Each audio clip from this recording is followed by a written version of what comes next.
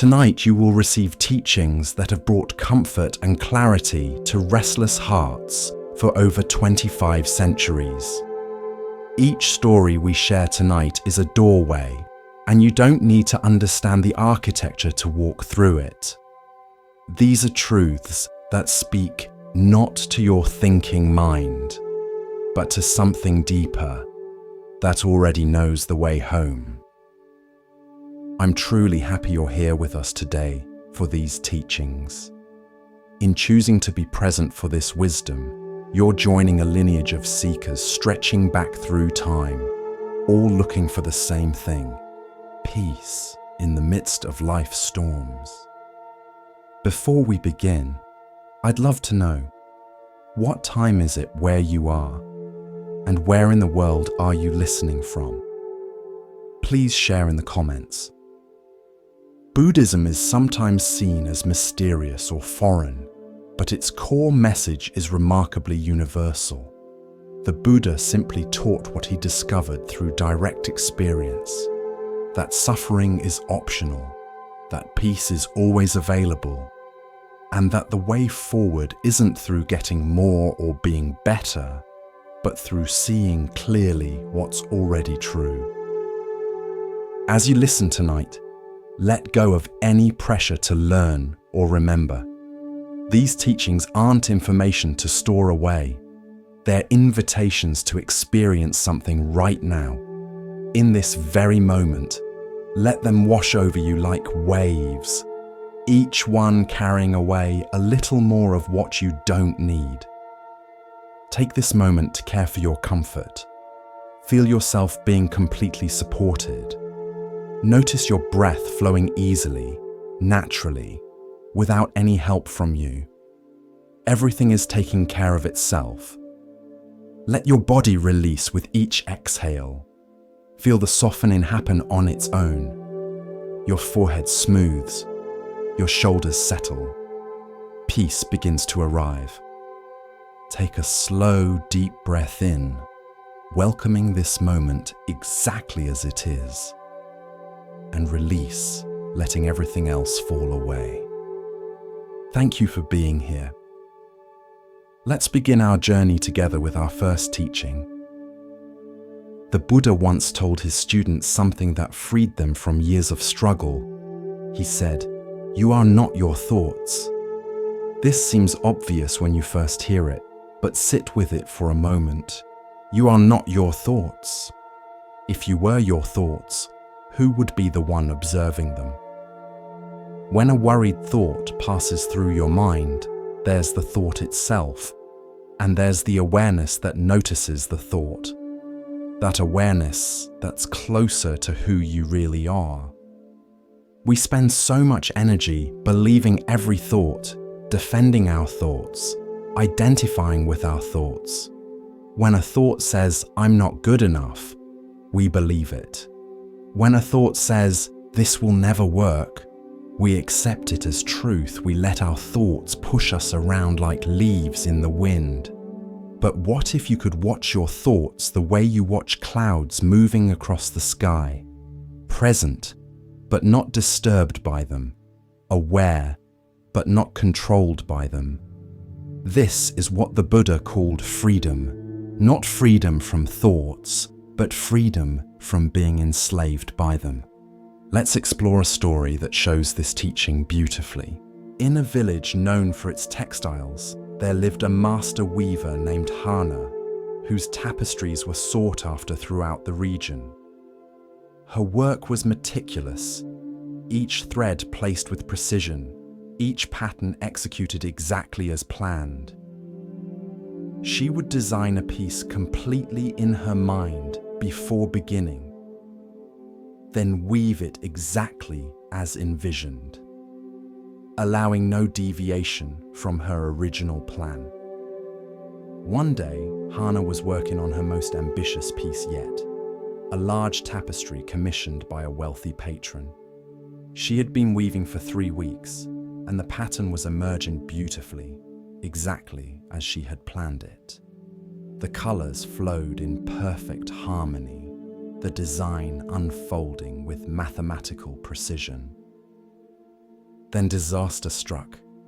As she reached for a spool of thread, her elbow knocked over a cup of tea.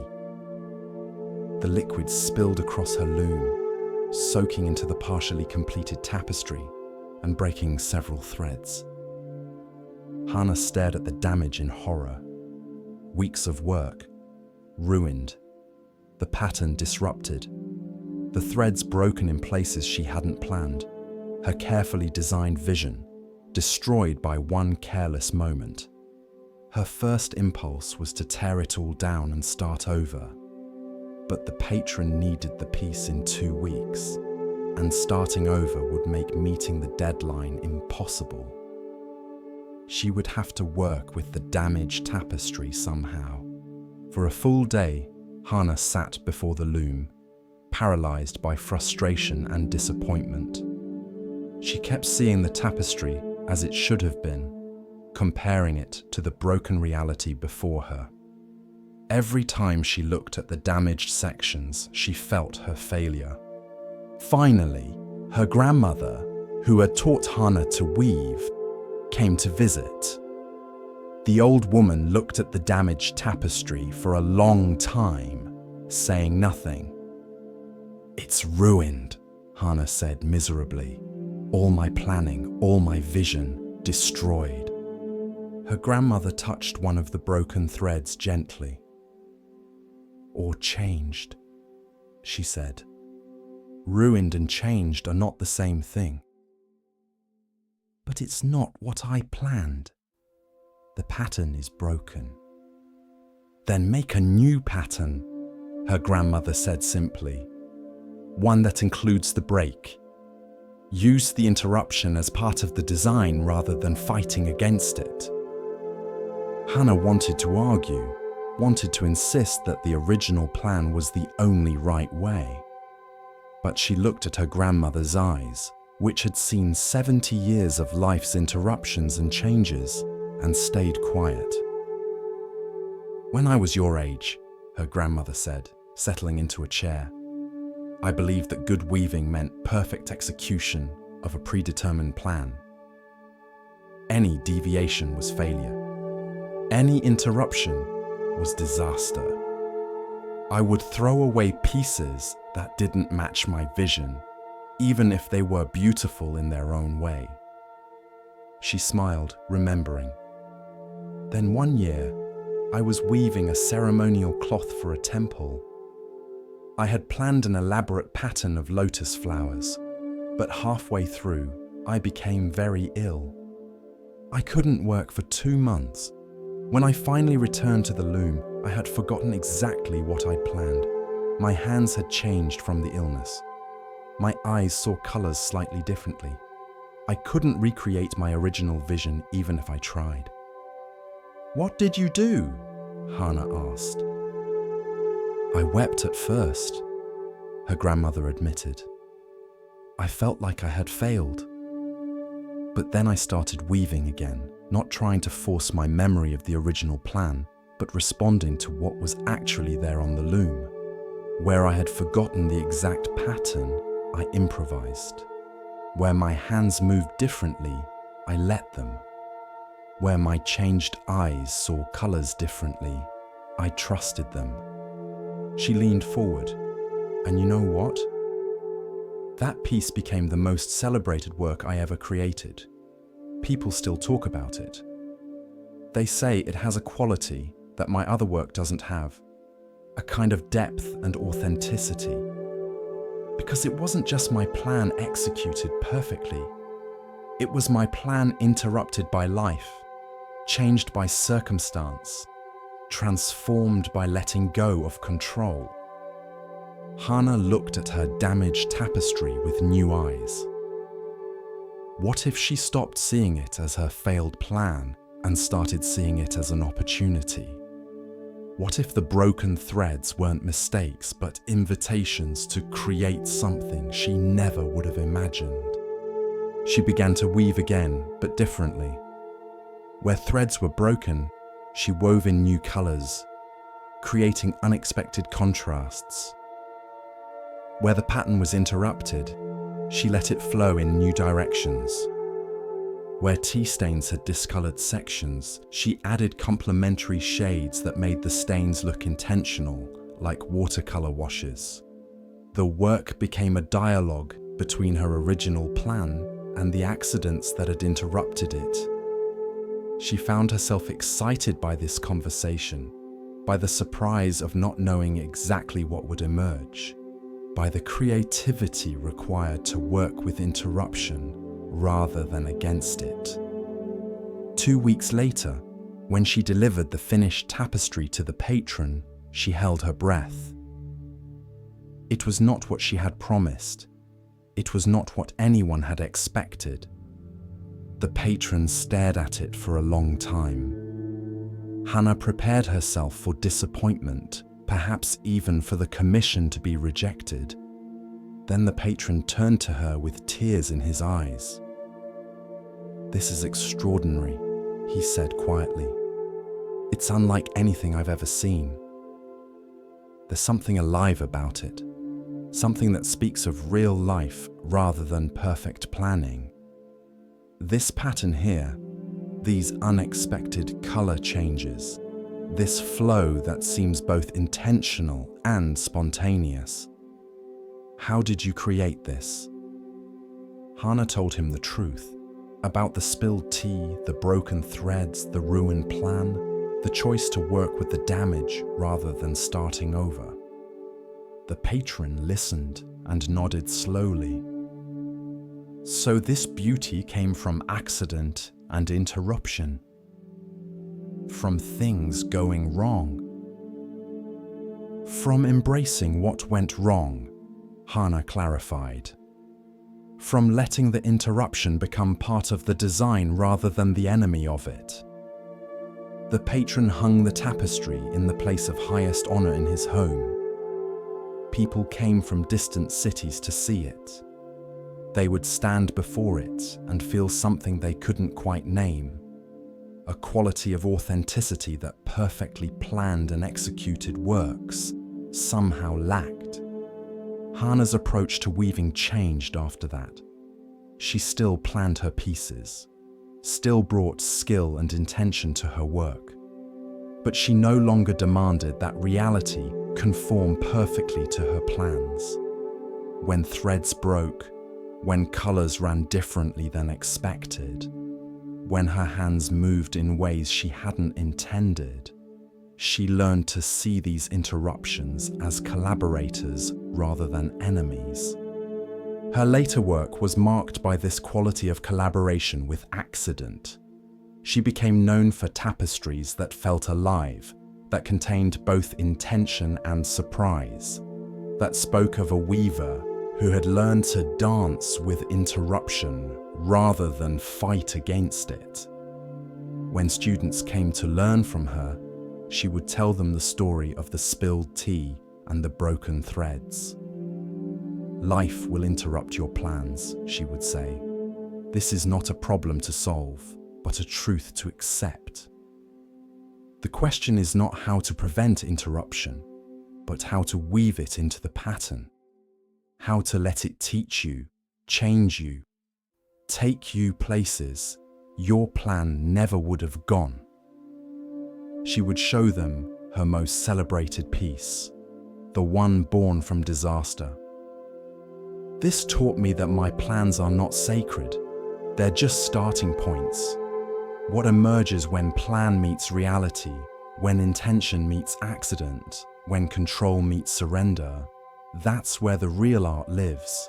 Not in perfect execution of a predetermined vision, but in the creative response to all the ways reality refuses to conform to our vision." Tonight, as you rest, you might consider how life has interrupted your plans, the ways things haven't gone as you envisioned, the broken threads in your own tapestry. Are you still fighting against these interruptions, trying to force reality back to your original plan?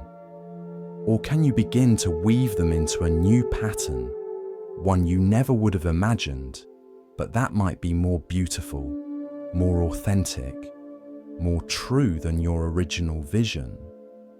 Your life is not a failed plan. It's a collaborative creation between your intentions and reality's interruptions.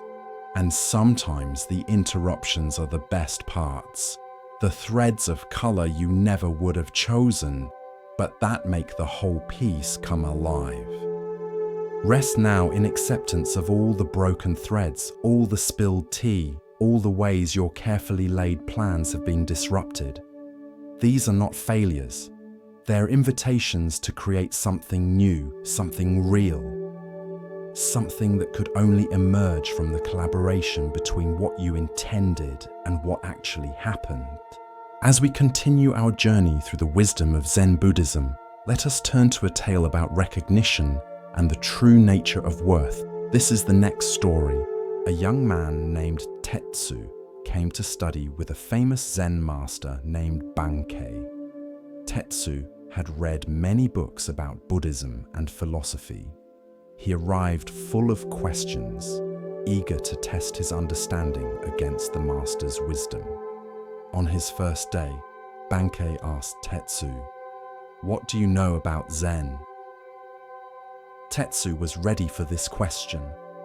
He began to explain the concepts he had learned: emptiness, Buddha nature, the middle way, non-duality. He spoke for 20 minutes, demonstrating his knowledge, occasionally glancing at Bankei to see if the master was impressed. When Tetsu finally finished, Bankei said simply, "What else?" Tetsu was confused. "What do you mean, what else?" "You've told me what you know about Zen. Now tell me what you don't know." "Well," Tetsu hesitated. This wasn't a question he had prepared for. "I suppose there are advanced teachings I haven't encountered yet, and practical applications I'm still learning." "That's not what I asked," Bankei said. "I asked what you don't know.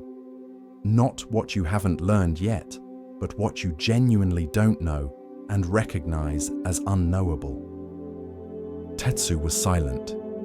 He had spent years accumulating knowledge, thinking that was the path to wisdom. The idea of deliberately acknowledging what he didn't know felt like admitting defeat. "Come back tomorrow," Bankei said, "with a list of everything you don't know." Tetsu spent all evening trying to complete this impossible assignment. Every time he wrote "I don't know X," he would realize that he did know something about X, or could figure it out, or could look it up. By midnight, his page was blank. He couldn't genuinely claim not to know anything because he could always imagine ways to know it. The next morning, he returned to Bankei with empty hands. "I couldn't make the list." "Why not?" "Because I kept finding that I could know things, or learn things, or figure things out. I couldn't find anything I genuinely don't know." Bankei smiled. "Then you've learned nothing from your books. Because the wisest people are the ones who understand the vastness of what they don't know. Knowledge is a small island in an ocean of mystery. The more you know, the more coastline you have touching that ocean, the more you realize how much is unknown. But you've built your island and convinced yourself it's the whole world." He gestured for Tetsu to sit. "Tell me something simple. Why does the sun rise each morning?" "Because of the Earth's rotation," Tetsu answered confidently. "And why does the Earth rotate?" "Because of physics, angular momentum from the solar system's formation."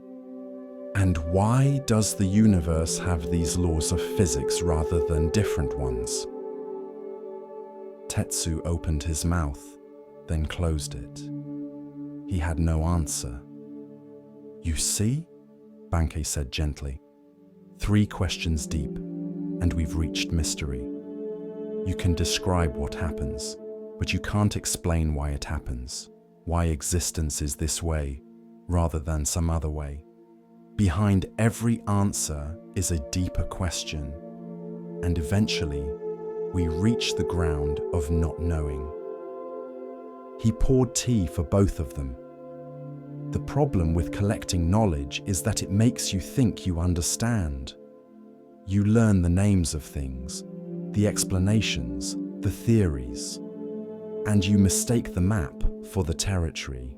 You think because you can explain how a flower grows, you understand the flower, but you don't. The mystery of existence, of consciousness, of why there's something rather than nothing, this remains completely unknown no matter how much you learn. Tetsu felt something loosening in his chest. So all my study was worthless? Not worthless, Bankei replied, but incomplete. Knowledge without the humility of not knowing is just cleverness. It makes you think you've arrived when you've barely begun the journey. The real beginning of wisdom is when you stop pretending to know and start genuinely inquiring into what you don't know and can't know. Over the following months, Tetsu's approach to learning changed completely. Instead of trying to know everything, he practiced living with mystery. Instead of collecting answers, he sat with questions. Instead of explaining away wonder, he let himself be filled with it. He discovered that not knowing wasn't weakness or ignorance. It was openness. It was the beginner's mind that could see things freshly. It was the humility that made real learning possible. Years later, when Tetsu had students of his own, they would sometimes come to him full of questions, wanting answers to everything. And Tetsu would smile and ask, "What do you really want to know?" "Everything," they would say. And Tetsu would reply, "Then start by knowing that you know nothing. That the mystery is vast and you're a brief candle trying to illuminate infinity. Let that not knowing be your teacher. It's more honest than any answer I could give you. Tonight, let yourself not know. You don't have to figure everything out. You don't have to understand your life completely. You don't have to know why things happen or what it all means. You can rest in mystery, in not knowing, in the simple presence of being alive, without needing to explain it. The wisest rest comes not from having all the answers, but from being comfortable with questions that have no answers. Let yourself not know. That's where wisdom begins. In a monastery where monks practiced intensive meditation, there was a monk named Genzo, who struggled more than any of the others. While his fellow monks seemed to make progress, reporting experiences of insight and clarity, Genzo felt nothing but confusion and exhaustion. He tried so hard. He would sit in meditation until his legs ached and his back screamed. He would concentrate fiercely, trying to force his mind into the states he read about in the sutras. He would stay up late studying, trying to understand intellectually what he couldn't grasp experientially. But nothing seemed to work. While others reported breakthrough moments, sudden insights, and powerful experiences during meditation, Genzo just felt tired. So tired that he would sometimes fall asleep during meditation sessions, which filled him with shame. The other monks were achieving enlightenment, and he couldn't even stay awake. The monastery's teacher, Master Dogen, watched Genzo's struggle with patient concern. He saw how the young monk was wearing himself out, how the desperate striving was actually creating obstacles rather than removing them. One day after Genzo had fallen asleep during meditation yet again and woken up mortified, Dogen called him aside. "Genzo, you look exhausted. When did you last sleep a full night?" I can't afford to sleep, Master. I'm so far behind the others. I need to practice more, not less. Go to your room and sleep, Dogen said gently. That's not a suggestion. It's an instruction. Sleep for as long as your body needs. Genzo was confused but obedient. He went to his room, lay down, and immediately fell into the deepest sleep he'd had in months. He slept through the afternoon, through the evening meditation, through the night, and into the next morning. When he finally woke, something was different. He couldn't name what had changed, but the world looked somehow clearer. The desperate striving that had consumed him was just gone. He felt a quietness inside that he'd never experienced before. He went to find Dogen, unsure what to say about this strange shift. Master, something happened while I slept, but I don't know what.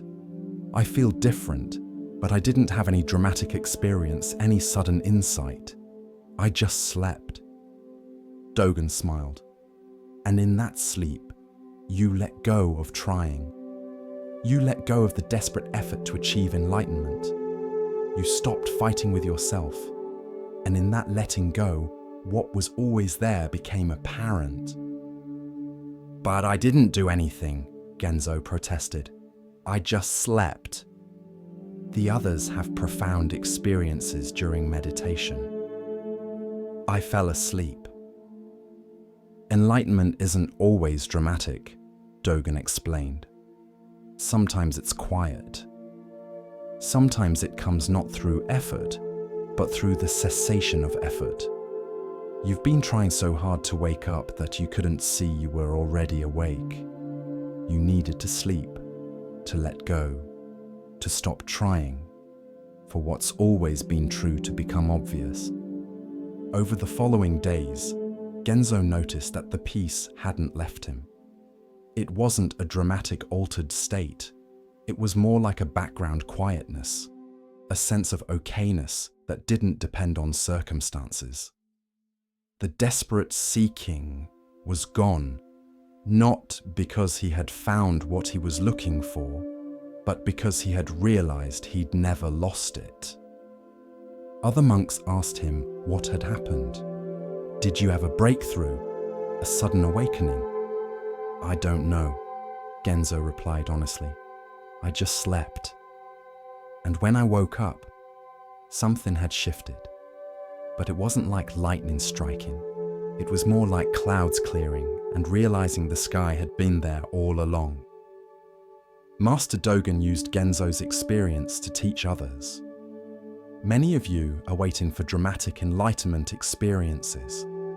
Thunder and lightning, profound insights, altered states. But enlightenment is often more subtle than that. It's the quiet recognition of what's always been true. It's the simple shift from trying to be at peace to noticing the peace that's already here. Years later, when Genzo told his story to students, he would laugh at his younger self. I was trying so hard to wake up that I exhausted myself. I thought enlightenment was something to achieve through effort.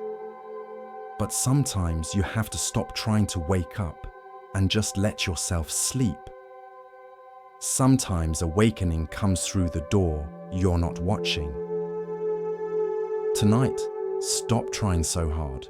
Stop striving for perfect meditation or ideal relaxation or correct rest. Stop watching for enlightenment or breakthroughs or special experiences. Just sleep. Just let go. Just be tired and allow yourself rest without judgment. What you're seeking might come not through your effort, but through your willingness to stop efforting and simply be. Sleep through your own awakening if you must.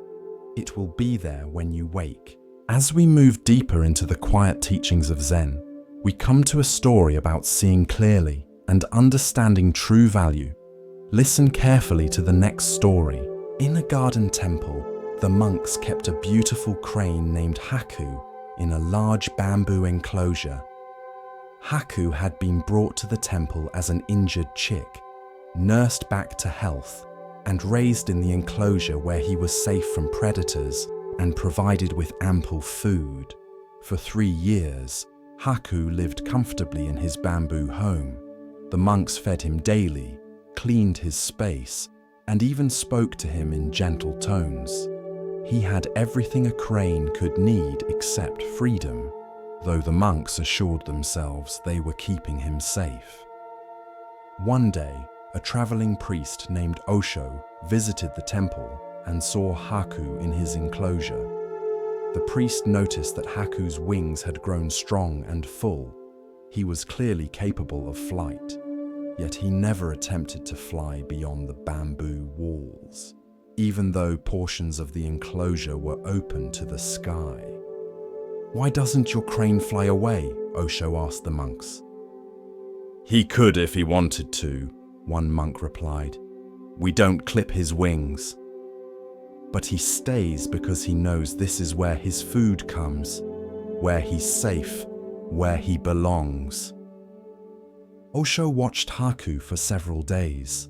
The crane would walk around his enclosure, occasionally stretching his wings, but never attempting actual flight. It was as if Haku had forgotten that flight was even possible, that his wings had any purpose beyond stretching. On his last day at the temple, Osho asked permission to enter Haku's enclosure. He approached the crane slowly, then suddenly clapped his hands and shouted, startling Haku into the air. The crane's wings opened instinctively, and for a moment, Haku was flying, truly flying, circling above the enclosure in surprise. But after only 2 circles, Haku landed back in his familiar corner, as if the brief flight had frightened rather than thrilled him. He settled back into his routine immediately, walking the same worn paths he always walked. The monks were angry. "You scared him! You could have hurt him!" "I showed him he could fly," Osho replied calmly, "but he chose to land. That choice tells me something important. Your crane is imprisoned not by bamboo walls, but by comfort. He could leave any time, but he won't, because the enclosure has become more familiar than freedom." He looked at the monks gathered around him. And before you judge Haku too harshly, ask yourselves, how are you different? How many of you are living in comfortable enclosures of your own making, never attempting to fly because the familiar is safer than the possible? One young monk, named Botan, was particularly struck by this question. He realized he had been at the temple for 5 years, had taken preliminary vows, but had never fully committed to the monastic life. He was comfortable in this in-between state, receiving the structure and security of monastery life without the full commitment it demanded. Like Haku, he had wings he never used. After Osho left, Botan couldn't stop thinking about the crane.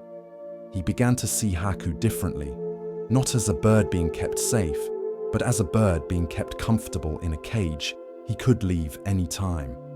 And he began to see himself the same way.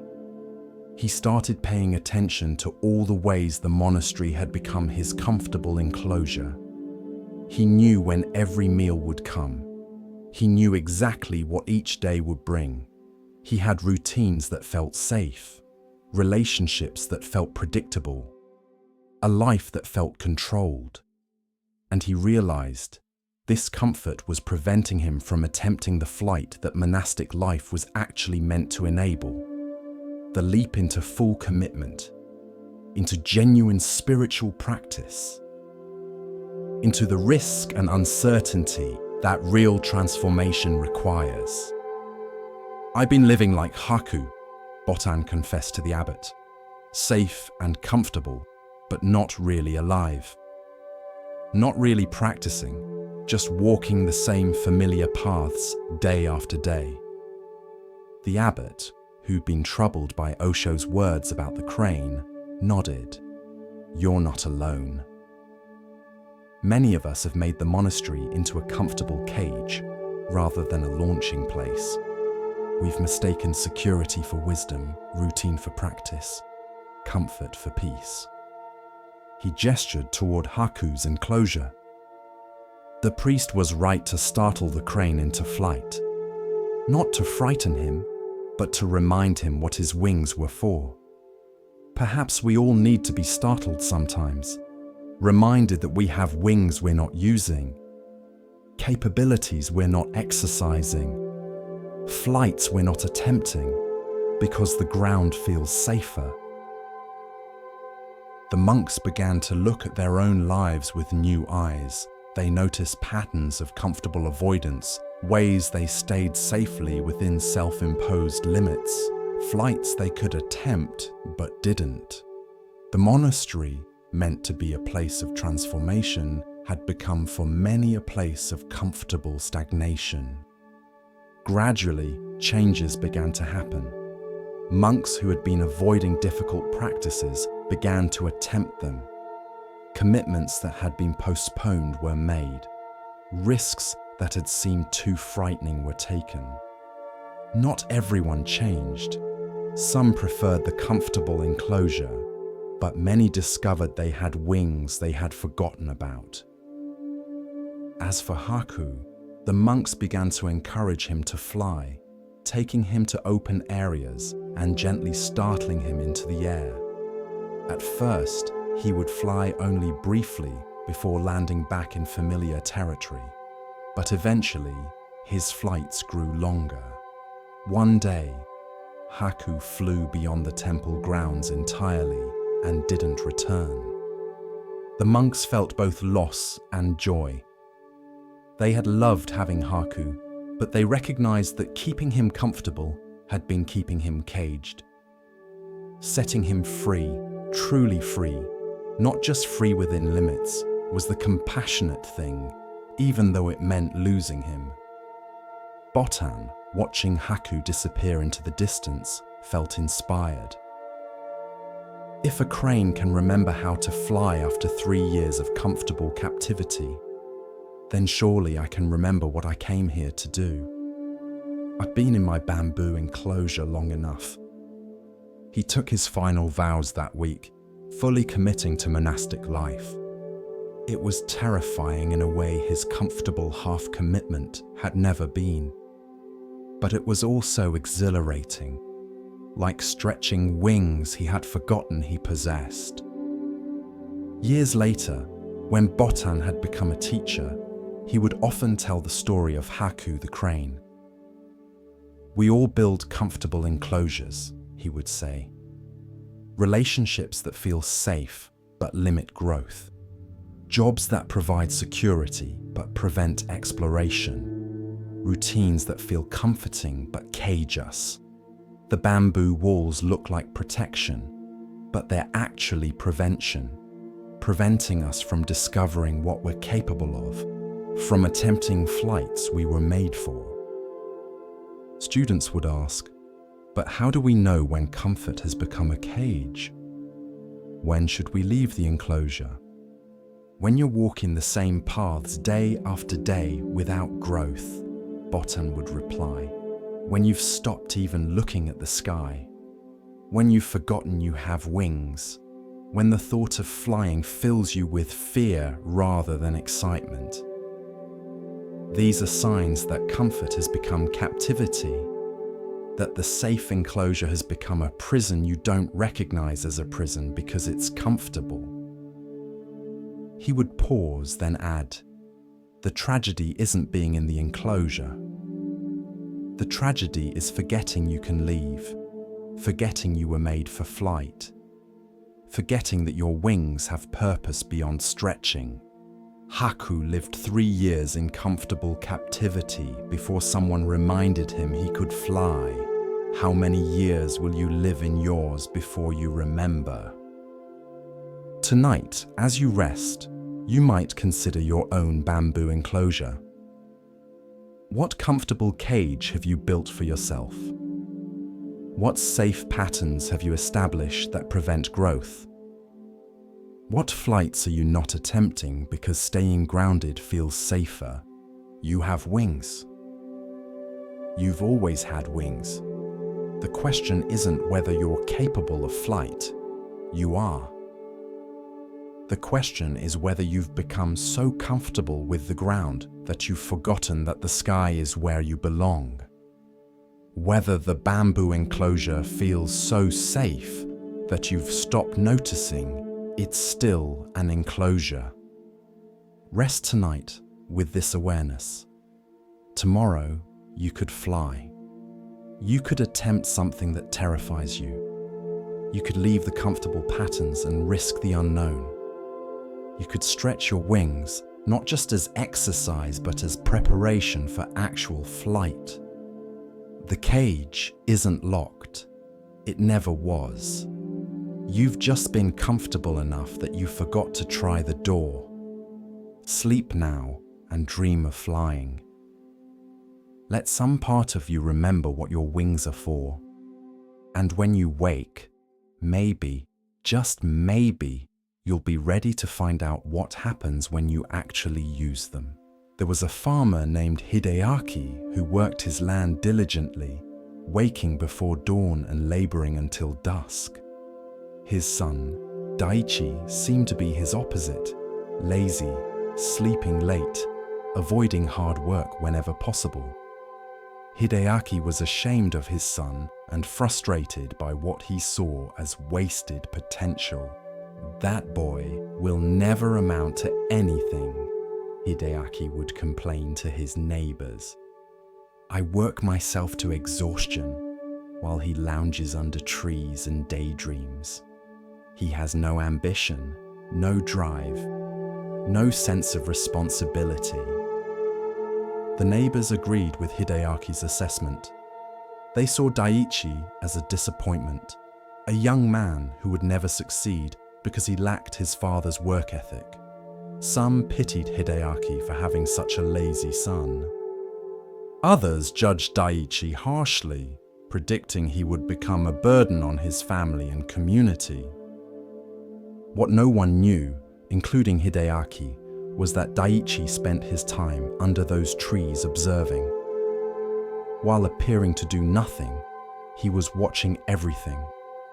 How water moved across the land, which areas stayed moist, and which dried quickly, where wind patterns created microclimates, and how different plants thrived in different locations. Daichi was learning the land in ways his father, focused only on immediate work, never had. While Hideaki fought against the land's natural tendencies, trying to impose his will through hard labor, Daichi was learning to understand the land's own wisdom. One year, a severe drought struck the region. Hideaki worked harder than ever, carrying water to his crops, trying to save them through sheer effort. But most of his crops died anyway, as did the crops of other hard-working farmers. The drought was too severe for labor alone to overcome. But Daichi, who everyone thought was lazy, quietly directed his efforts to the areas of the farm he knew, from his observations, retained moisture longest.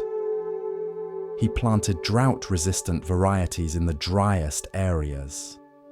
He used the natural wind patterns he had observed to create shade and reduce evaporation. He worked with the land's characteristics rather than against them. By the end of the season, Daichi's sections of the farm had produced a modest but real harvest, while Hideaki's sections had produced almost nothing despite his exhausting efforts. Hideaki was stunned. How did you do this? You barely worked compared to me. I worked differently, Daichi explained. While you were laboring, I was learning. While you were fighting against the land, I was understanding it. My apparent laziness was actually observation. I was working, just not in ways that looked like work to you. He showed his father the subtle features of the land he had noticed, the slight depression that collected morning dew, the rock formation that created afternoon shade, the soil composition that retained moisture better than surrounding areas. I learned all this by watching, Daiichi said, by sitting still and paying attention rather than constantly moving and doing. Hideaki felt something shift in his understanding. He had been so focused on visible labor, on constant activity, on the appearance of hard work that he had never stopped to actually understand what he was working with. His son, whom he had judged as lazy, had been doing a different kind of work, the work of observation, understanding, and learning. "I'm sorry," Hideaki said. "I judged you without understanding what you were doing. I thought activity was the same as productivity, that visible effort was the same as effective effort. You were working all along, just in ways I didn't recognize as work." Word spread through the village about Daiichi's success during the drought. People who had judged him as lazy began to see him differently. Some felt ashamed of their premature conclusions. Others were curious about his methods. Daiichi began teaching other farmers what he had learned. He showed them how to read the land, how to observe rather than just labor, how to work with natural patterns rather than against them. The farmers who had once thought him lazy began to value his seemingly idle observation time. "I used to think you were wasting your life under those trees," one neighbor admitted. "Now I understand you were studying. You were learning in ways that look like laziness to people who don't understand what learning can be." A Zen monk who heard this story visited Daiichi. "You've learned an important lesson that many people never learn," the monk said. "You've learned that judging too quickly, based on appearances and conventional standards, often misses the truth. Your father judged you by how much visible labor you performed, but the quality of your outcomes proved that visible labor isn't the only measure of value." Daiichi nodded. "I learned something else too. I learned that what looks like laziness might be rest, or observation, or a different kind of work, and that what looks like hard work might be an inefficient struggle. Appearances are misleading, outcomes reveal truth." The monk smiled. "Your story reminds people not to judge too harshly or too quickly. The lazy son might be a careful observer. The apparently wasted time might be valuable learning. The story that seems simple at first viewing often has complexity that only reveals itself later." Years passed, and Daiichi became known as a wise farmer, though he still spent time sitting under trees, watching the land. His father, who had once been ashamed of him, now proudly told people, "My son taught me that there are many kinds of work, and the work that looks least like work is sometimes the most valuable." Hideaki learned to balance his own labor with periods of observation. He became a better farmer by incorporating some of his son's apparent laziness, taking time to watch and understand rather than constantly acting. One day, a young person came to Daiichi asking for advice. "My parents think I'm lazy because I spend time reading and thinking instead of working constantly. They say I'll never succeed. What should I do?" Daiichi smiled. "Keep reading and thinking, but also find ways to apply what you learn. Let your outcomes speak for you, not your appearance in the industry. My father thought I was lazy until he saw what I produced. Your parents will understand when they see the fruits of your different kinds of work." He paused, then added, "But also understand their perspective. To someone who values visible labor, observation looks like idleness. To someone who measures worth by constant activity, stillness looks like laziness. Don't judge them for judging you. Just prove through outcomes that your way has value too." The young person asked, "But what if I fail? What if my approach doesn't produce results?" "Then you learn and adjust," Daichi replied. "I wasn't just sitting under trees doing nothing. I was observing, learning, thinking, and planning. If my approach had failed, I would have learned from that and tried something else." The point isn't that observation is always better than labor. The point is that judging approaches too quickly before seeing their outcomes often misses value. Tonight, as you rest, you might consider who you've been judging as lazy or unproductive. What if their stillness is observation? What if their rest is preparation? What if their apparent inactivity is actually a different kind of work that you don't recognize? And what about yourself? How harshly have you judged your own times of rest or stillness? Have you internalized the belief that only visible activity counts as work? Have you dismissed the value of observation, learning, thinking, and resting because these don't look like traditional labor? Not all work looks like work. Not all productivity is visible. Not all success comes from constant striving. Sometimes the lazy son who watches patiently sees what the hard-working father who never stops moving misses. Sometimes stillness achieves what activity cannot. Sometimes the full story only reveals itself long after the first judgment is made. Rest now without judging your rest. Let yourself be Daichi under the tree, observing, learning, preparing in ways that might not look productive to outside observers, but that create real value. The lazy son wasn't lazy. He was doing a different kind of work. And so are you, even in this moment of apparent inactivity. Rest is work. Observation is productivity. Stillness is motion that hasn't revealed itself yet.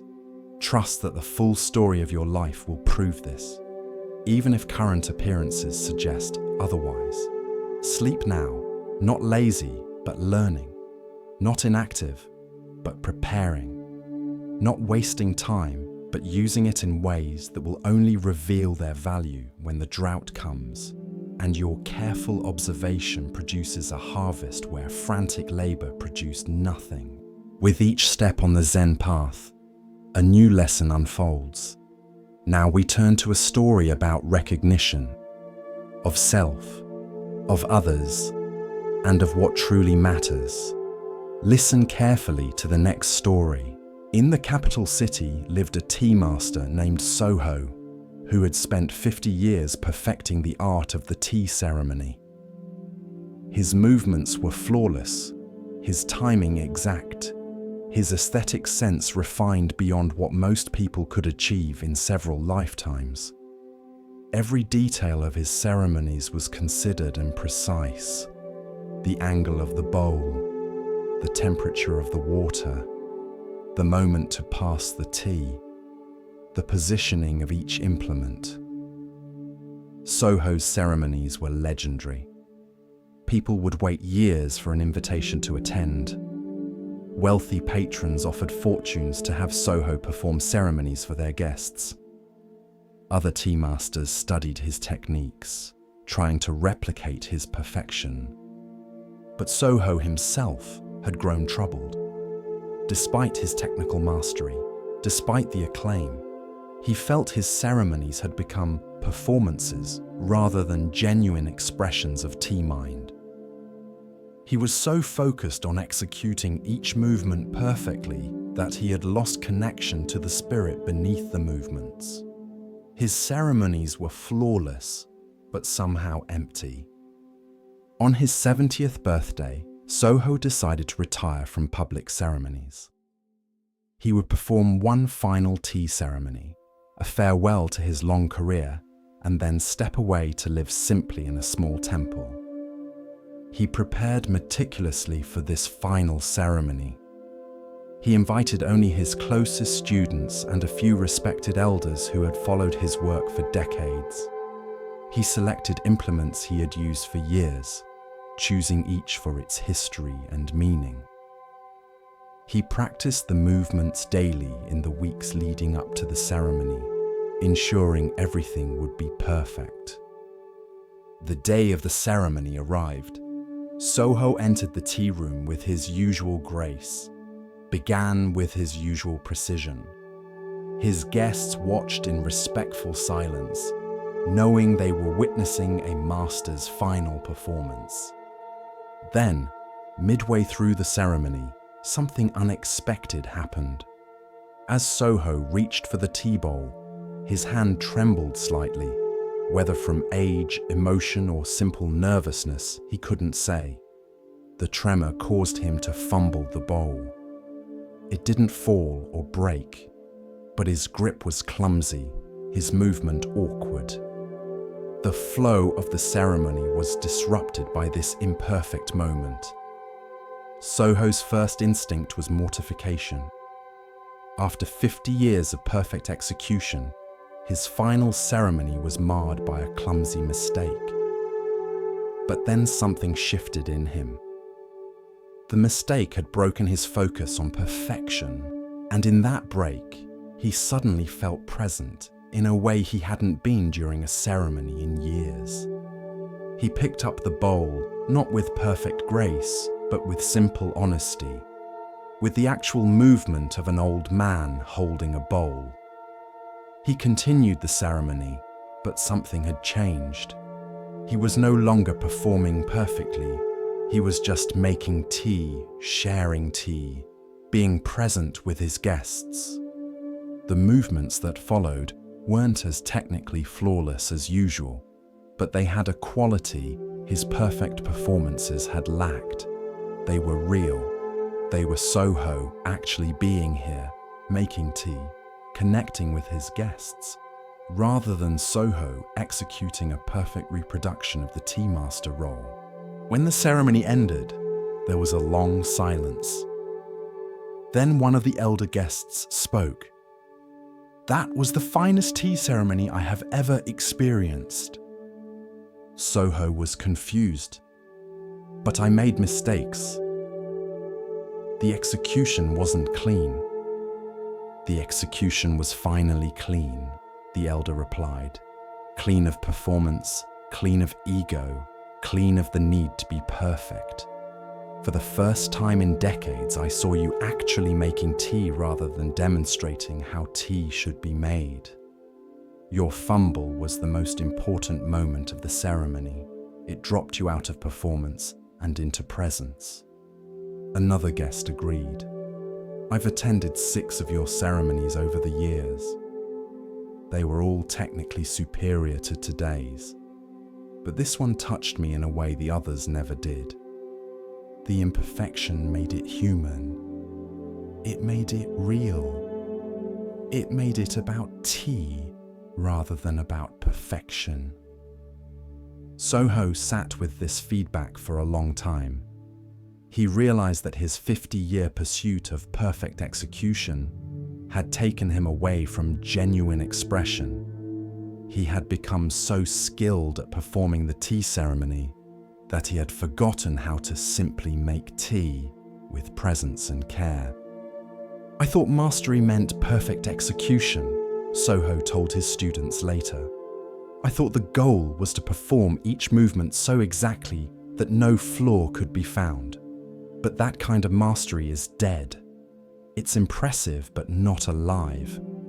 today, when I fumbled and had to let go of perfection, I finally rediscovered what tea ceremony is actually about.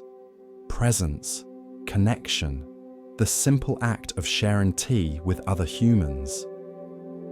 He looked at his hands, still slightly trembling. These old hands that made a mistake taught me more than 50 years of perfect practice. They taught me that perfect execution becomes perfect only when you stop trying to perfect it, when you let go of performance and sink into presence. One student asked, "So should we not practice? Should we not work toward technical excellence?" "Practice," Soho replied. "Develop your technique. But don't let technique become an end in itself. Practice until the movements are natural, then let go of trying to perform them perfectly. Use your technique to support presence, not to replace it.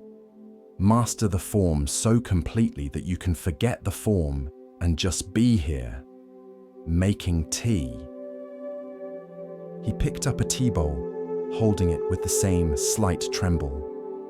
"See this imperfection? This is actually perfection because it's real. It's an old man's hand actually holding a bowl. The steady, flawless grip I cultivated for decades was impressive, but it was also a kind of lie it hid my actual hand behind a perfect performance. This trembling hand is honest, and honesty is more important than perfection." In the weeks following his final ceremony, Soho began making tea in a completely different way.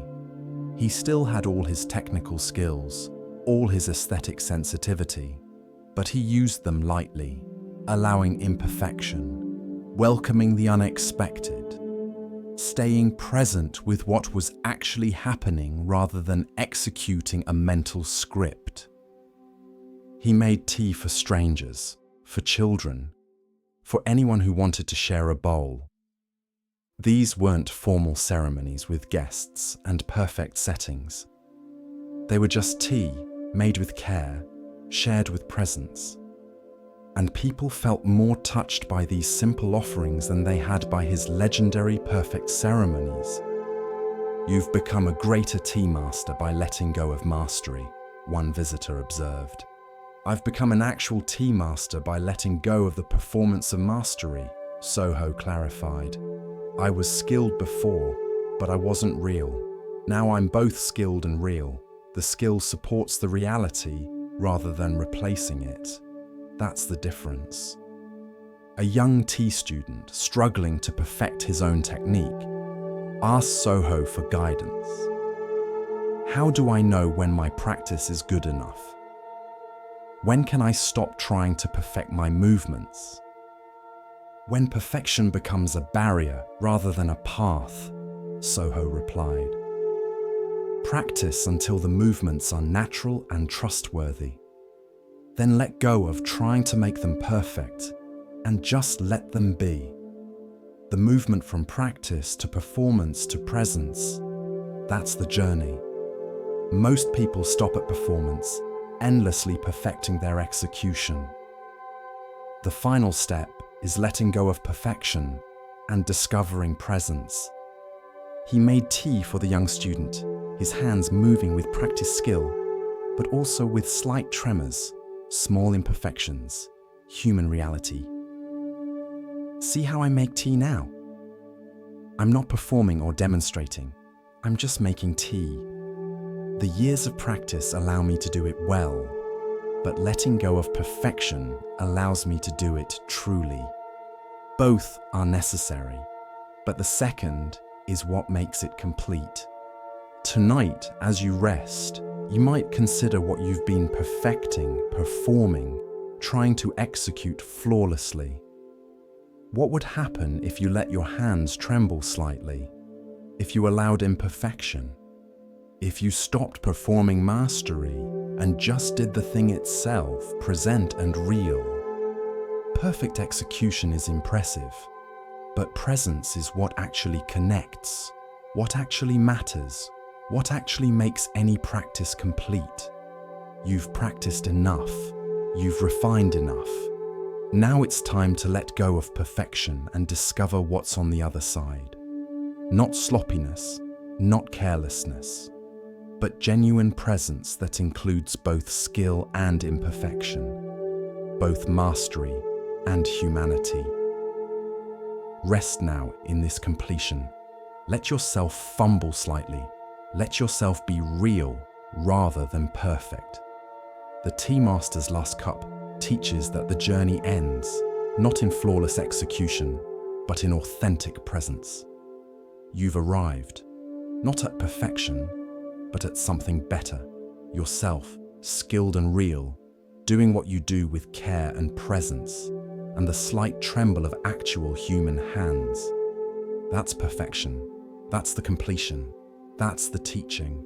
Sleep now, no longer performing, just being. This is enough. You are enough.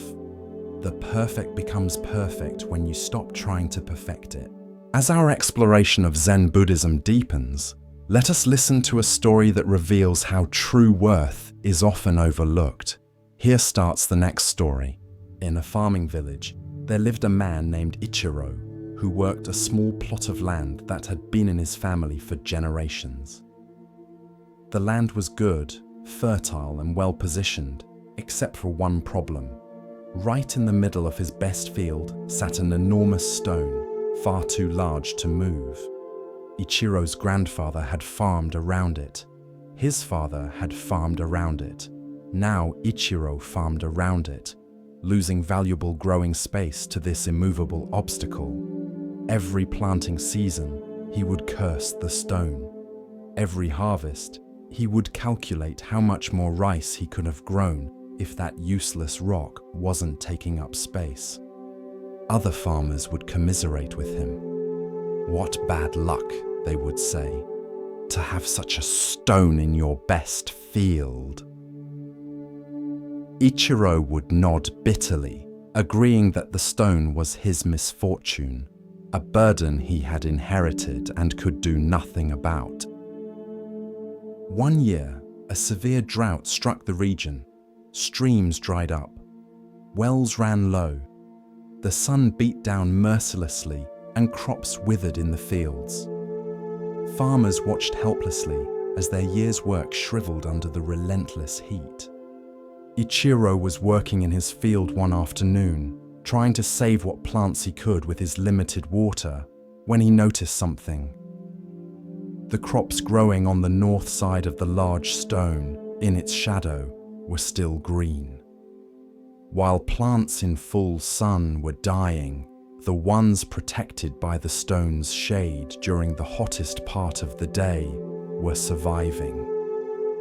Ichiro sat down on the stone, really looking at it for the first time in years. This useless obstacle had just saved a portion of his crop. The shadow he had never paid attention to, the shade he had never valued, was the difference between some harvest and no harvest. As the drought continued, Ichiro began using the stone strategically. He planted his most vulnerable crops on its shaded side. He stored water containers against it, where the shade kept the water cooler. He rested against it during the hottest hours, conserving his energy in its shelter. By the end of that difficult season, Ichiro had one of the better harvests in the village. His neighbors asked him his secret, and he pointed to the stone.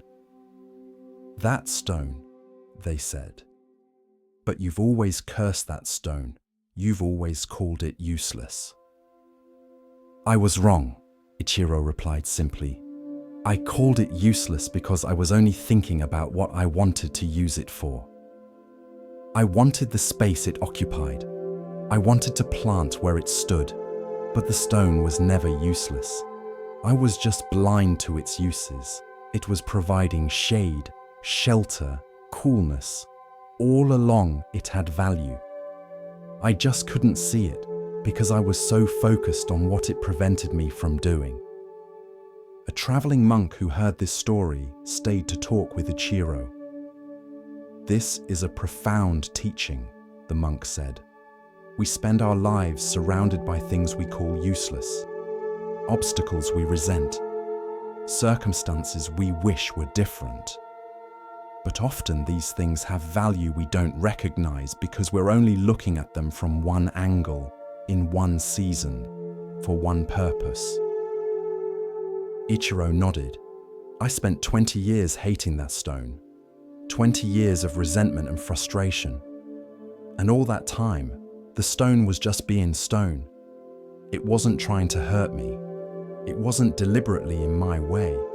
It was just there, and it had qualities I never bothered to notice because I decided from the beginning that it was an obstacle."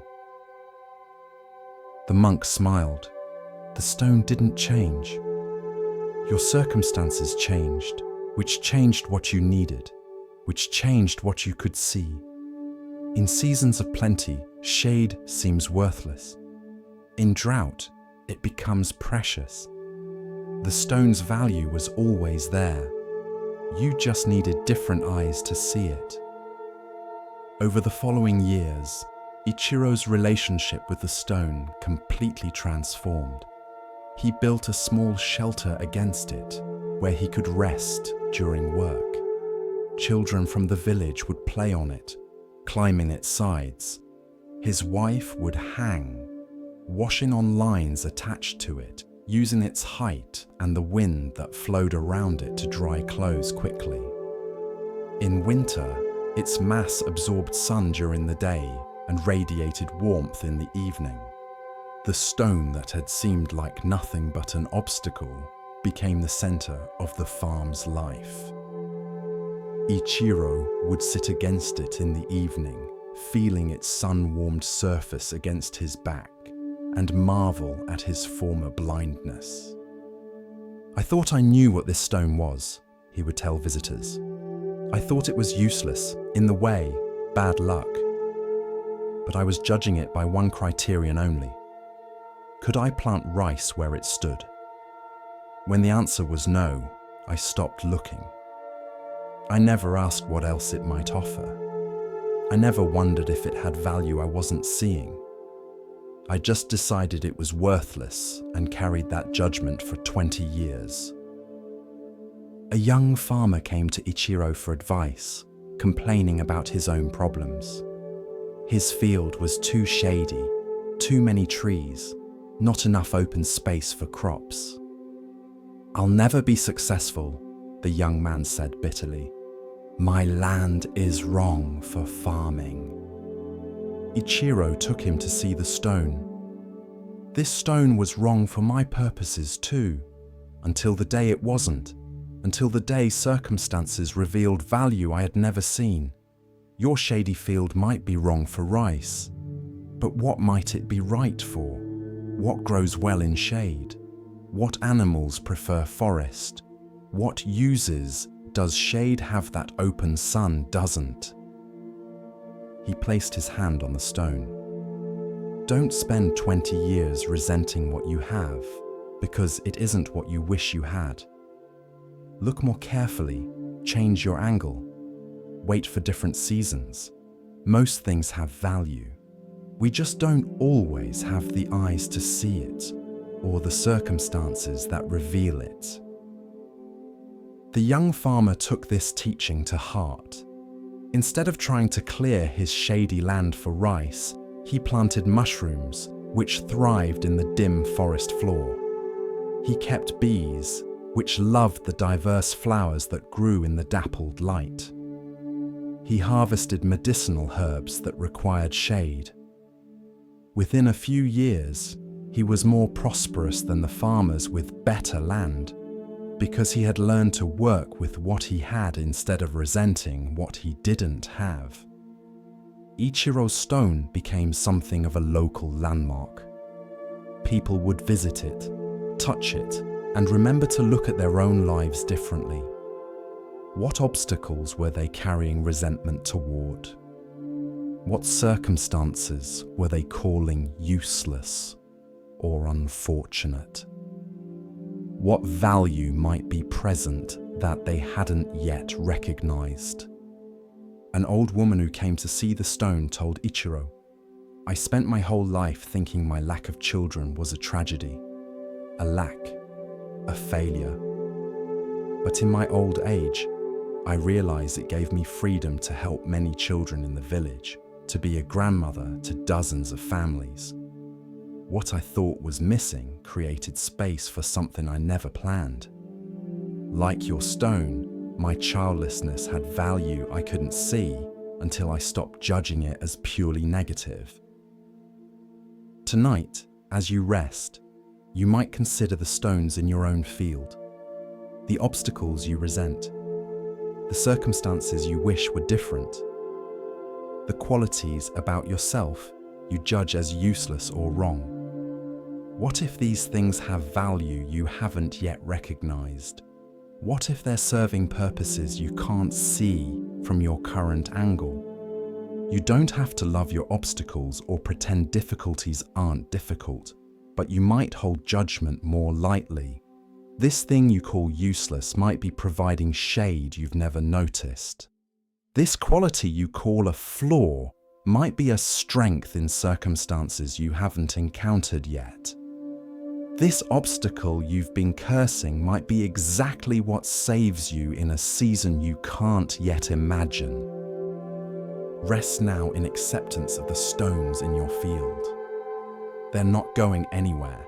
Fighting them, resenting them, wishing them away. These are just ways of suffering over what is.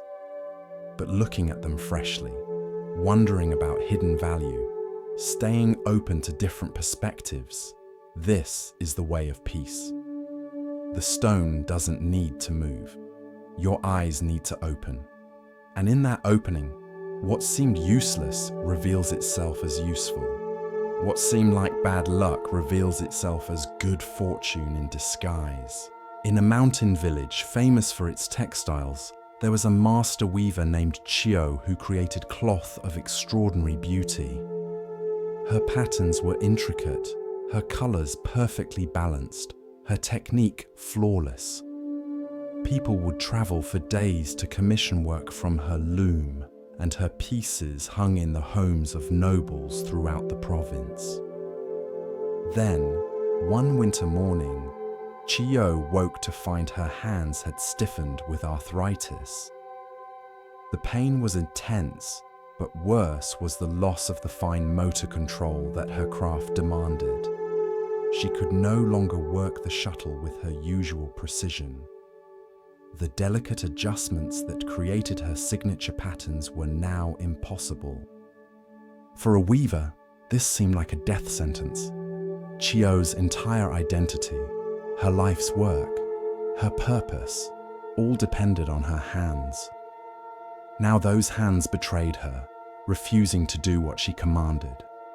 She sat before her loom for hours, weeping, unable to imagine a future without her craft. Days turned to weeks. The loom sat silent. Chio refused visitors, refused commissions, refused to even look at the beautiful threads that had once brought her such joy. Her apprentice, a young woman named Nao, came regularly, begging Chio to teach her, to at least pass on knowledge if she could no longer create. But Chio sent her away each time. "What's the point?" she would say. "Without my hands, I have nothing to teach. I am nothing." One day, Nao arrived with a request that Chio couldn't refuse. A small child from the village was sick, and his mother had asked if Chio might weave even a simple cloth for the child's comfort. "She doesn't expect your fine work," Nao said gently. "She just wants something made by you, even if it's rough. She believes your cloth has healing in it." Chio couldn't say no to a sick child, so she returned to her loom for the first time in months. Her stiff hands struggled with the shuttle. The tension was uneven. The pattern she attempted came out distorted. Everything her hands produced now was clumsy, imperfect, wrong. But she continued, driven by compassion for the child. She created a simple blanket, nothing like her former masterpieces. The weave was loose, the pattern irregular, the whole piece marked by the limitations of her arthritic hands. She wrapped it with shame, certain the mother would be disappointed. When Nao delivered the blanket, the mother held it and began to cry. "It's perfect," she said. "Tell Chio it's the most beautiful thing she's ever made." Nao brought this message back to Chio, who couldn't believe it. How could that rough, imperfect work be beautiful? "It's everything I spent my life learning not to create." The mother said she could feel the struggle in it, Nao reported. She said she could feel your hands fighting to create something despite the pain. She said it reminded her that beautiful things can emerge from difficulty, that limitation doesn't mean the end of creation. Her child is struggling too, and she said this cloth would remind him that struggle can still produce beauty. This response shook something loose in Chio's understanding. She had thought beauty required perfection, that her arthritic hands could only produce inferior work. But this mother had seen a different kind of beauty, the beauty of creation despite limitation, of persistence through difficulty, of love expressed through imperfect means. Chio returned to her loom with a new perspective. She stopped trying to create what her hands could no longer produce and started exploring what they could produce. The patterns that emerged were unlike anything she had made before. They were asymmetrical, organic, and marked by the randomness of her unpredictable hand movements. They told stories of struggle and adaptation, of beauty that included, rather than denied, imperfection. People noticed something profound in this new work. Her earlier pieces had been technically superior, but these new pieces touched something deeper. They were relatable in a way perfection never is. They spoke of being human, of limitations, of finding beauty not despite obstacles, but through them. "Your old work was impressive," one patron told her. "This new work is moving. I look at your perfect pieces and admire them. I look at these new pieces and feel understood." Chio began teaching again, but with a transformed philosophy. "I spent 30 years pursuing perfection," she would tell students. "I thought my value as a weaver came from my technical mastery. But arthritis stripped that away and showed me something more important. That beauty doesn't require perfection. That limitation can reveal new possibilities. That the work of imperfect hands can touch hearts in ways that perfect technique never could." She would show students her early work alongside her later work. "These first pieces show what skilled hands can do. These later pieces show what love can do with whatever hands you have. Which is more valuable?" The answer isn't obvious. Nao, who had continued as her apprentice through all these changes, asked one day, "Do you wish you could have your old hands back? Do you miss being able to create perfectly?" Chio thought for a long time before answering. "I miss the ease of it," she said honestly. "I miss not feeling pain with every movement, but I don't miss who I was when perfection came easily." That Chio was skilled but narrow. She understood only one kind of beauty. This Chio, with her stiff, painful hands, understands more. The arthritis took my technical perfection, but it gave me depth I never had before. She held up her gnarled hands. "These hands taught me what my young, nimble hands never could, that obstacles refine what truly matters.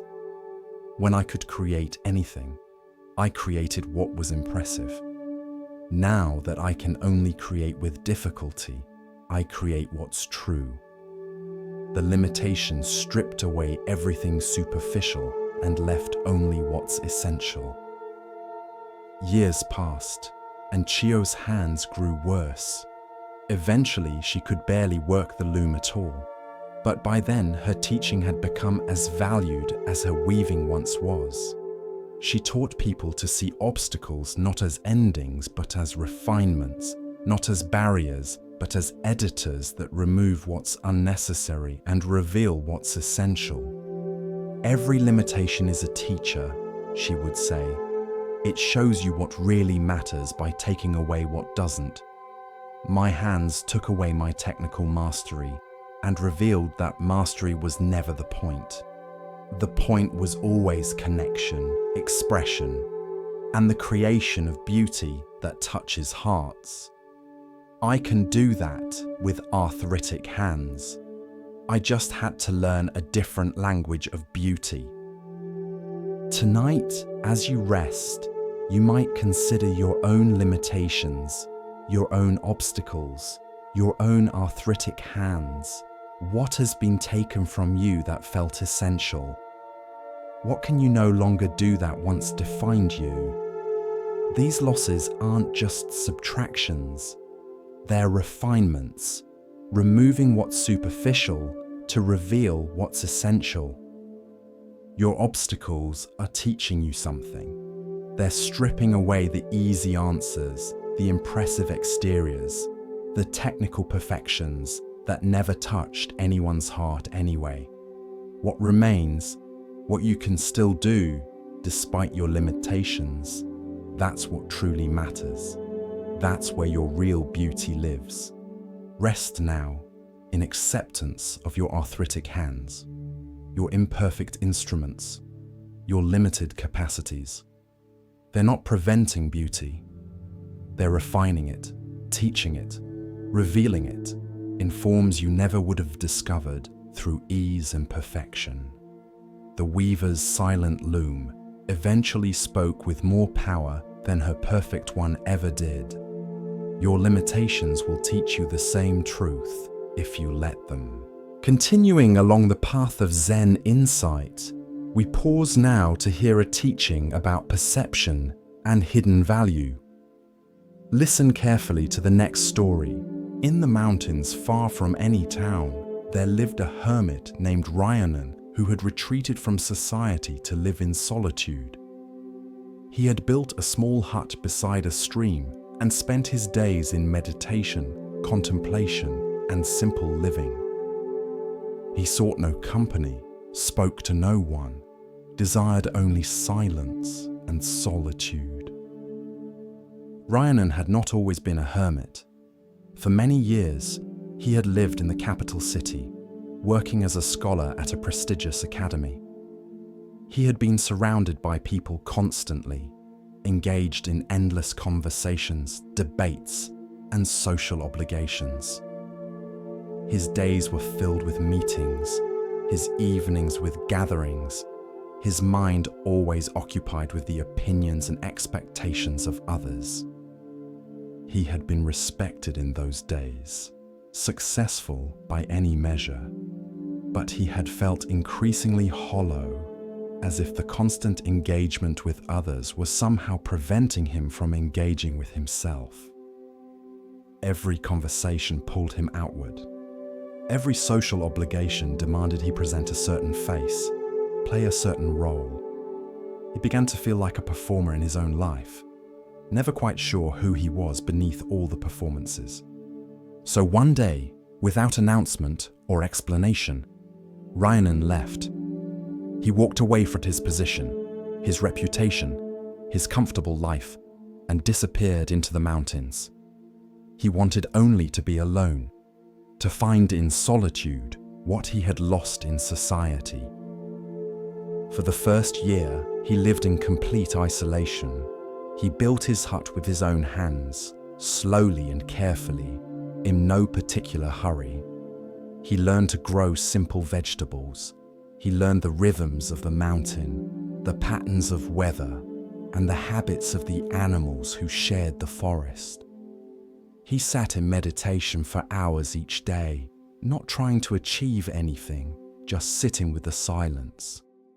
The silence was difficult at first.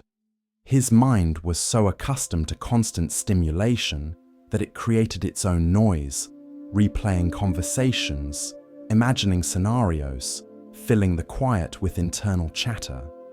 But gradually, over months, the internal noise began to settle.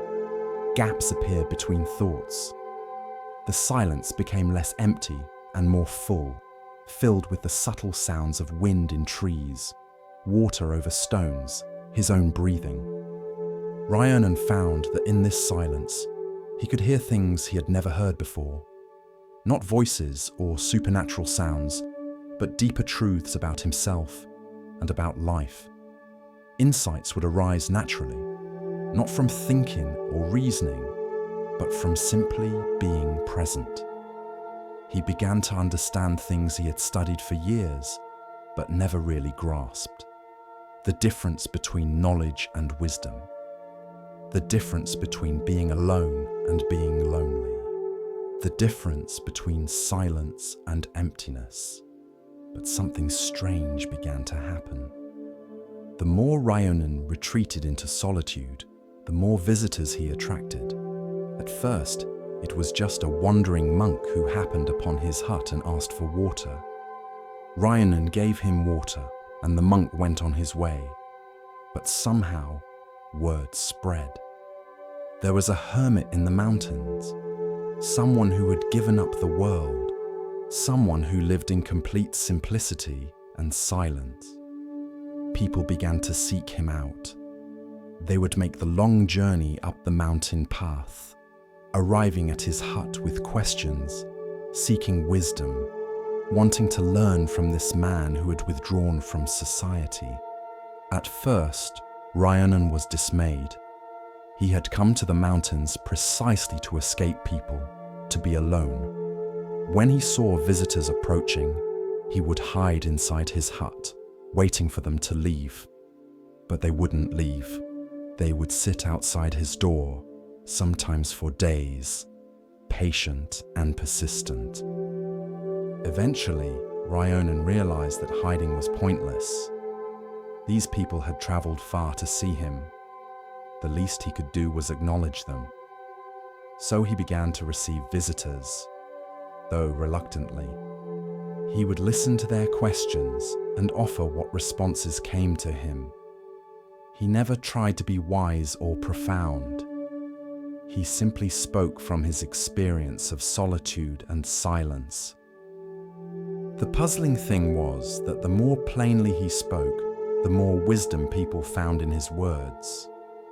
When he'd lived in the city, surrounded by people, busy with social obligations and scholarly debates, no one had sought his wisdom particularly. He had been respected, certainly, but not sought out as a teacher. Now that he had nothing to say and no desire to teach, people traveled great distances to hear from him. One day, he asked a visitor directly, "Why do you come here?" "I was a scholar once, surrounded by books and ideas and other learned people. No one traveled to seek my wisdom then. Now I live in a hut in the mountains.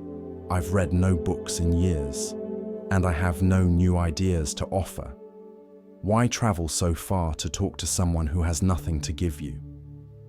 The visitor, a merchant named Taro, who had closed his business for a week to make this journey, thought carefully before answering. "In town," Taro said, "everyone is so busy talking that no one is listening. Everyone has so many ideas, so many opinions, so much they want to say that there's no space for wisdom to emerge. Conversations are just people waiting for their turn to speak, not actually hearing each other. You're different. You have silence. You have space. When you speak, even just a few words, they matter because they come from stillness rather than from the noise of a busy mind." He shifted his position on the ground where they sat. And there's something else. In the city, I'm surrounded by people, but I feel more alone than you probably do here in your solitude. Everyone wants something from me. They want my money, my influence, my agreement, my approval. Every conversation has an agenda. But you want nothing from me. You didn't ask me to come here. You gain nothing from talking to me. That makes your words trustworthy. I can actually hear them because I'm not wondering what you're trying to get from me. Another visitor, a young woman named Hana, who had been struggling with the question of whether to marry a man her family had chosen, explained her reason for coming. Everyone in my life has an opinion about what I should do, she said. My parents think I should marry this man because it's a good match for the family. My friends think I should refuse because I don't love him. Everyone is so certain, so full of advice, so ready to tell me the right answer. But you're the first person who didn't immediately tell me what to do. You just listened. And in that listening, in that space you created, I could finally hear my own wisdom. The answer was in me all along, but I couldn't hear it over everyone else's voices. Ryonan began to understand. It wasn't despite his solitude that people sought him out, but because of it. In his withdrawal from society, he had created something increasingly rare. Space, silence, presence unburdened by agenda or expectation. And people were drawn to that the way thirsty travelers are drawn to water in the desert. He noticed something else too. The wisdom people attributed to him wasn't really his wisdom at all. It emerged from the silence he had cultivated. In the stillness of his solitary life, he could hear things that the noise of society drowned out. He could see clearly because his vision wasn't constantly pulled in multiple directions. He could speak truthfully because he had no reputation to protect, no social position to defend, no need to appear wise or knowledgeable. In the city, he had been so concerned with how others perceived him, with maintaining his scholarly reputation, with not saying anything foolish, that his words had been calculated and careful. Now, with no one to impress and nothing to lose, he simply said what was true. And paradoxically, this made his words more valuable. A scholar from the academy where Ryonan had once taught made the journey to see him. The scholar, a man named Masao, who had been Ryonan's colleague, couldn't understand why Ryonan had left such a prestigious position.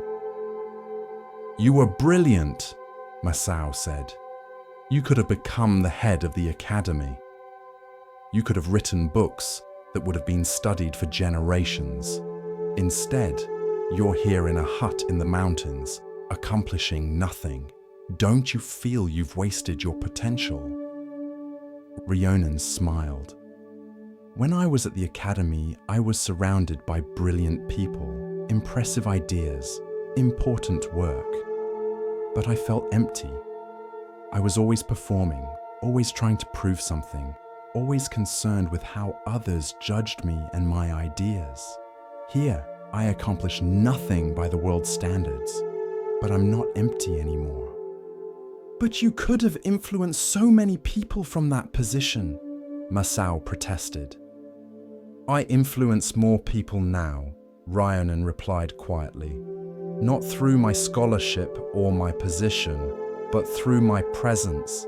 People come here seeking something they can't find in the busy world, and I can offer it to them precisely because I've stepped out of that busy world. If I had stayed at the academy, I would have had a position and a reputation, but I wouldn't have had what these people are seeking." Masao looked uncomfortable. What exactly are they seeking? Space, Ryanan said. Silence. Someone who will listen without agenda. Someone who isn't trying to convince them of anything or get anything from them. Someone who has stepped out of the endless competition and comparison and striving that fills the world. I couldn't offer that while I was still caught up in it myself. He gestured to the quiet forest around them. This solitude isn't empty, as you seem to think.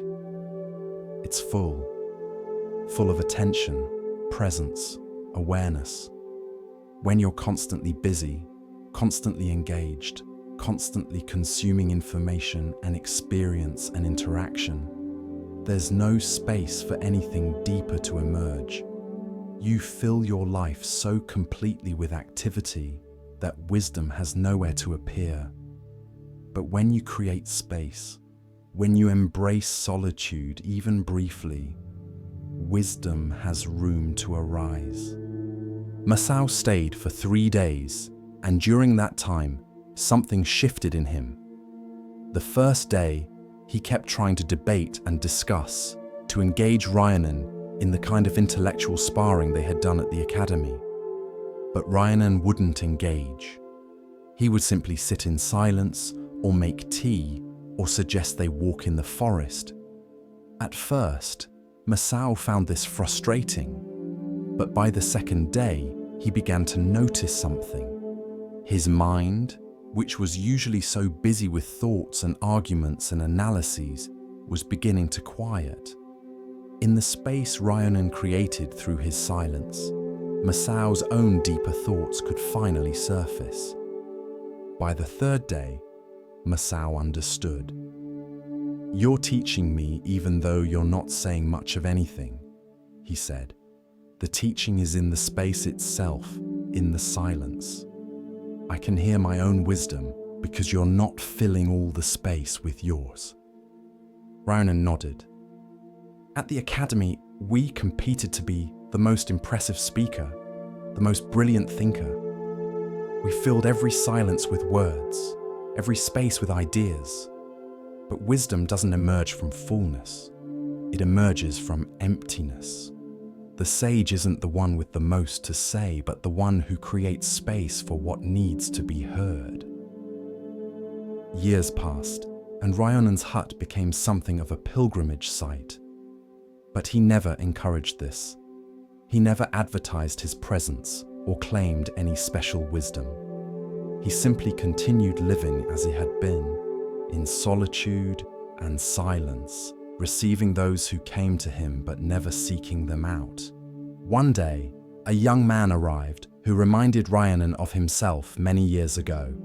The young man was ambitious, successful, recognized in his field, but he was also hollow, exhausted, playing a role rather than living a life. "Should I give it all up?" the young man asked. "Should I leave society like you did?" Ryanan looked at him carefully. "Why would you do that?" "Because you found peace here. You found wisdom. Maybe I need to become a hermit too." "I didn't find peace because I became a hermit," Ryanan said. "I became a hermit because I needed to find peace and I couldn't find it in the busy world. But the lesson isn't that everyone should flee to the mountains. The lesson is about creating space, cultivating silence, stepping back from constant busyness and engagement. You can do that without leaving society." He poured tea for both of them. Some people need to physically retreat to learn solitude. Others can cultivate it right in the middle of the busy world. The external form matters less than the internal reality. What matters is whether you create space in your life for silence, for reflection, for listening to deeper wisdom. Whether you do that in a hut on a mountain or in a house in a city, the principle is the same. The young man looked disappointed. So you're not going to tell me to become a hermit? I'm going to tell you to become familiar with solitude, Rhiannon replied. To learn to be alone without being lonely. To create spaces in your busy life where you're not consuming, not producing, not performing, just being. Maybe that means taking a walk alone each day. Maybe it means sitting in silence for an hour each morning. Maybe it means turning off all your devices for one day a week and just being present to yourself and to life. The specific form doesn't matter. What matters is that you stop filling every moment with activity and create space for something deeper to emerge. He looked out at the forest. People come here thinking I have some special wisdom to give them. But all I really offer is space and silence. And they discover that in that space, their own wisdom can finally be heard. The wisdom was always there. It was just drowned out by noise and busyness. Solitude doesn't create wisdom. It reveals the wisdom that was hidden. The young man stayed for a week, and each day Rhiannon gave him less and less instruction. By the end of the week, they would sit together for hours without speaking, just being present to the silence and to each other. And the young man found that these silent hours taught him more than all the words he had heard in years of seeking teachers and reading books. When he left, he thanked Rhiannon. I thought you would teach me something. Instead, you showed me how to hear what I already knew. That's the only teaching worth giving, Rhiannon replied. As more years passed, Rhiannon noticed an interesting pattern. The people who traveled to see him once rarely came back. It wasn't that they were disappointed, but rather that they had learned what they needed to learn. They had experienced solitude, discovered their own inner wisdom, and carried that back to their lives. They didn't need to keep returning because the teaching wasn't dependent on his physical presence. It was about a principle they could apply anywhere. A few visitors did return, usually in times of crisis or transition, and Rhiannon always received them, but he noticed that these return visits were shorter. The people knew now how to create their own space, their own silence. They came not because they needed him specifically, but because his hut represented a physical manifestation of the inner solitude they were learning to cultivate. One day, an old friend from his academy days came to visit. This friend, whose name was Kenji, had become the head of the academy, achieving the position Rhiannon could have had.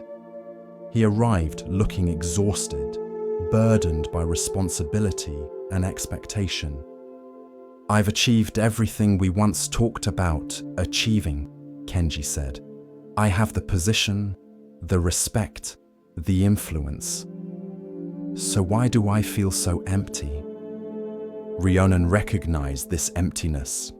It was what he had felt all those years ago, what had driven him to the mountains. Because you have everything except space, Rhiannon said. Your life is so full of accomplishment that there's no room left for being.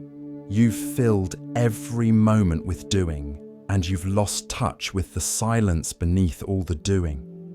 But I can't just abandon everything, Kenji protested. I have responsibilities. People depend on me. I'm not suggesting you abandon anything, Rhiannon replied. I'm suggesting you find spaces within your full life where you can be empty, even brief moments of solitude, of silence, of stopping. These moments are not wasted time. They're the moments where you reconnect with who you are beneath all your roles and responsibilities. He stood up and walked to the edge of his small clearing. I came to the mountains because I needed radical solitude to remember myself. But now, I carry that solitude with me. Even when visitors are here, even when I'm engaged with others, there's a core of silence in me that remains untouched. That's what you need to find. Not external solitude necessarily, but internal solitude that you can access even in the middle of busyness. Kenji stayed for several days, and Rhiannon taught him simple practices. Sitting in silence for even 10 minutes each morning. Taking a walk alone without purpose or destination. Eating one meal a day without distraction, just noticing the food and the act of eating. Creating small pockets of solitude within a busy life. When Kenji returned to the academy, he began implementing these practices, and he found that these small moments of solitude transformed his entire experience of his busy life.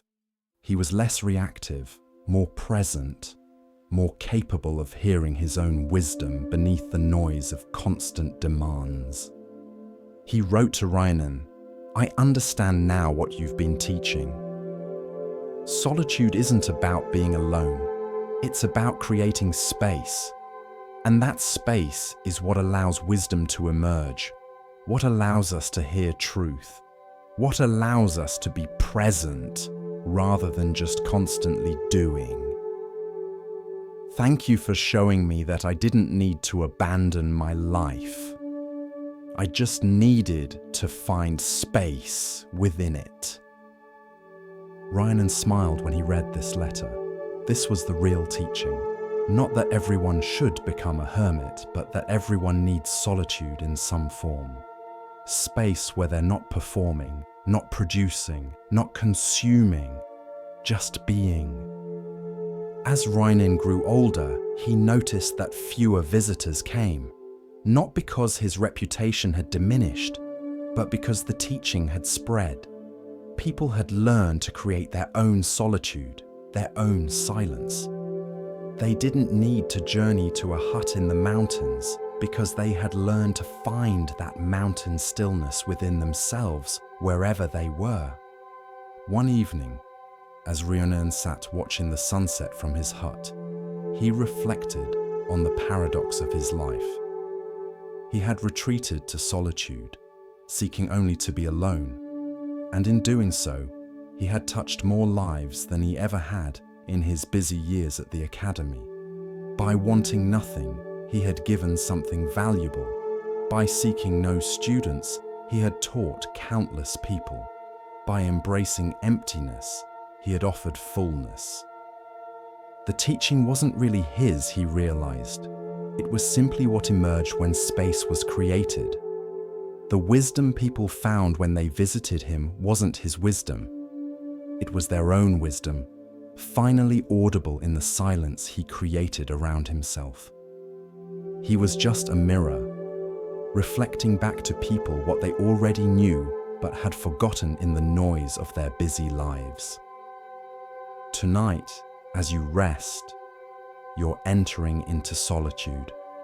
Not the solitude of a hermit in the mountains, but the solitude of sleep, of withdrawal from the day's engagements, of stepping back from constant doing into simple being.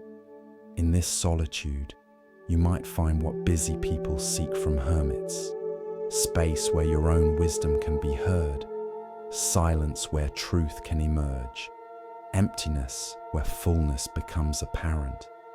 You don't need to travel to mountains or build a hut or give up your life. You just need to create moments like this one. Moments where you stop filling every space with activity and allow silence to speak. The wisdom you're seeking isn't somewhere else. It's here in you, waiting to be heard. But it can only be heard in silence, in solitude, in the space you create by ceasing to be constantly busy. Rest now in the solitude of this moment. Let the silence teach you. Let the space fill you. What you've been seeking in all your busy engagement with the world is here, has always been here. waiting in the quiet. Solitude doesn't attract wisdom from outside. It reveals the wisdom that was always inside, just waiting for space to emerge. Be still, be silent, be empty, and discover that emptiness is the fullness you've been seeking all along. As we drift deeper into the still waters of Zen, a quiet teaching begins to rise, one that speaks of clarity and of value not always seen. Listen gently now. The next story begins. In a Zen monastery, there lived a cat named Tama. She wasn't officially part of the monastery, but she'd appeared one day as a kitten and simply stayed. The monks fed her, and she repaid them by keeping the grain stores free of mice. What made Tama remarkable wasn't her mousing ability, though she was excellent at that. What made her remarkable was her complete lack of striving. While the monks sat in meditation, working hard to concentrate, fighting against wandering thoughts, trying to achieve insight, Tama would simply curl up in a patch of sunlight and sleep. A young monk named Takashi found this irritating. He would sit on his cushion, his back straight, his mind churning with effort, trying so hard to be present, to be mindful, to reach enlightenment. Meanwhile, Tama would lie there purring, completely relaxed, not trying to accomplish anything. "Master," Takashi said one day to the abbot, "why does the cat get to sleep during meditation, while we must practice so hard?" The abbot, whose name was Hakuin, smiled. "The cat is already practicing." "How?" "She's just sleeping." "Watch her more carefully," Hakuin suggested. Takashi observed Tama over the following days. He noticed that when she was sleeping, she was completely sleeping, not thinking about the past or worrying about the future, not trying to sleep better or wondering if she was sleeping correctly, just fully, utterly, perfectly asleep in each moment. When Tama woke, she would stretch completely, every muscle engaged and then released. When she groomed herself, she was entirely absorbed in grooming. When she sat in the sun, she was purely present to sunlight and warmth. When she chased a mouse, she was nothing but chase, no thought about success or failure until the moment was over. She never tries to be anywhere other than where she is, Hakuin explained. When she sleeps, she doesn't wish she were hunting. When she hunts, she doesn't think about sleeping. She is fully present to each activity without this constant mental struggle you humans engage in. "But we're trying to achieve enlightenment," Takashi protested. "We have to work hard, practice diligently." "Work, yes, hard. Perhaps not in the way you think." Hakuin gestured to the sleeping cat. "Tama catches more mice than any cat I've known, but she never seems to be trying hard. When the moment comes, she acts completely. Then she rests completely. She doesn't carry the hunting into the resting, or the resting into the hunting. Each moment is full and complete." He looked at Takashi directly. "You sit on your cushion trying so hard to meditate that you forget to actually meditate. You're so busy trying to be present that you're not present. You're striving for effortlessness, which is a contradiction." Takashi didn't fully understand, but he kept watching Tama.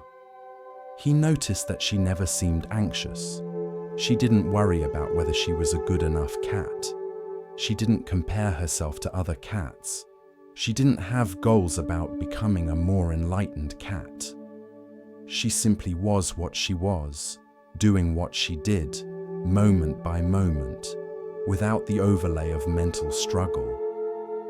One day during meditation, Takashi's mind was particularly agitated. Thoughts flew through like startled birds. He tried harder to concentrate, which only made his mind more turbulent. He tried to force his thoughts to stop, which made them multiply. He was exhausted from the effort of trying to meditate. Then he noticed Tama sleeping nearby.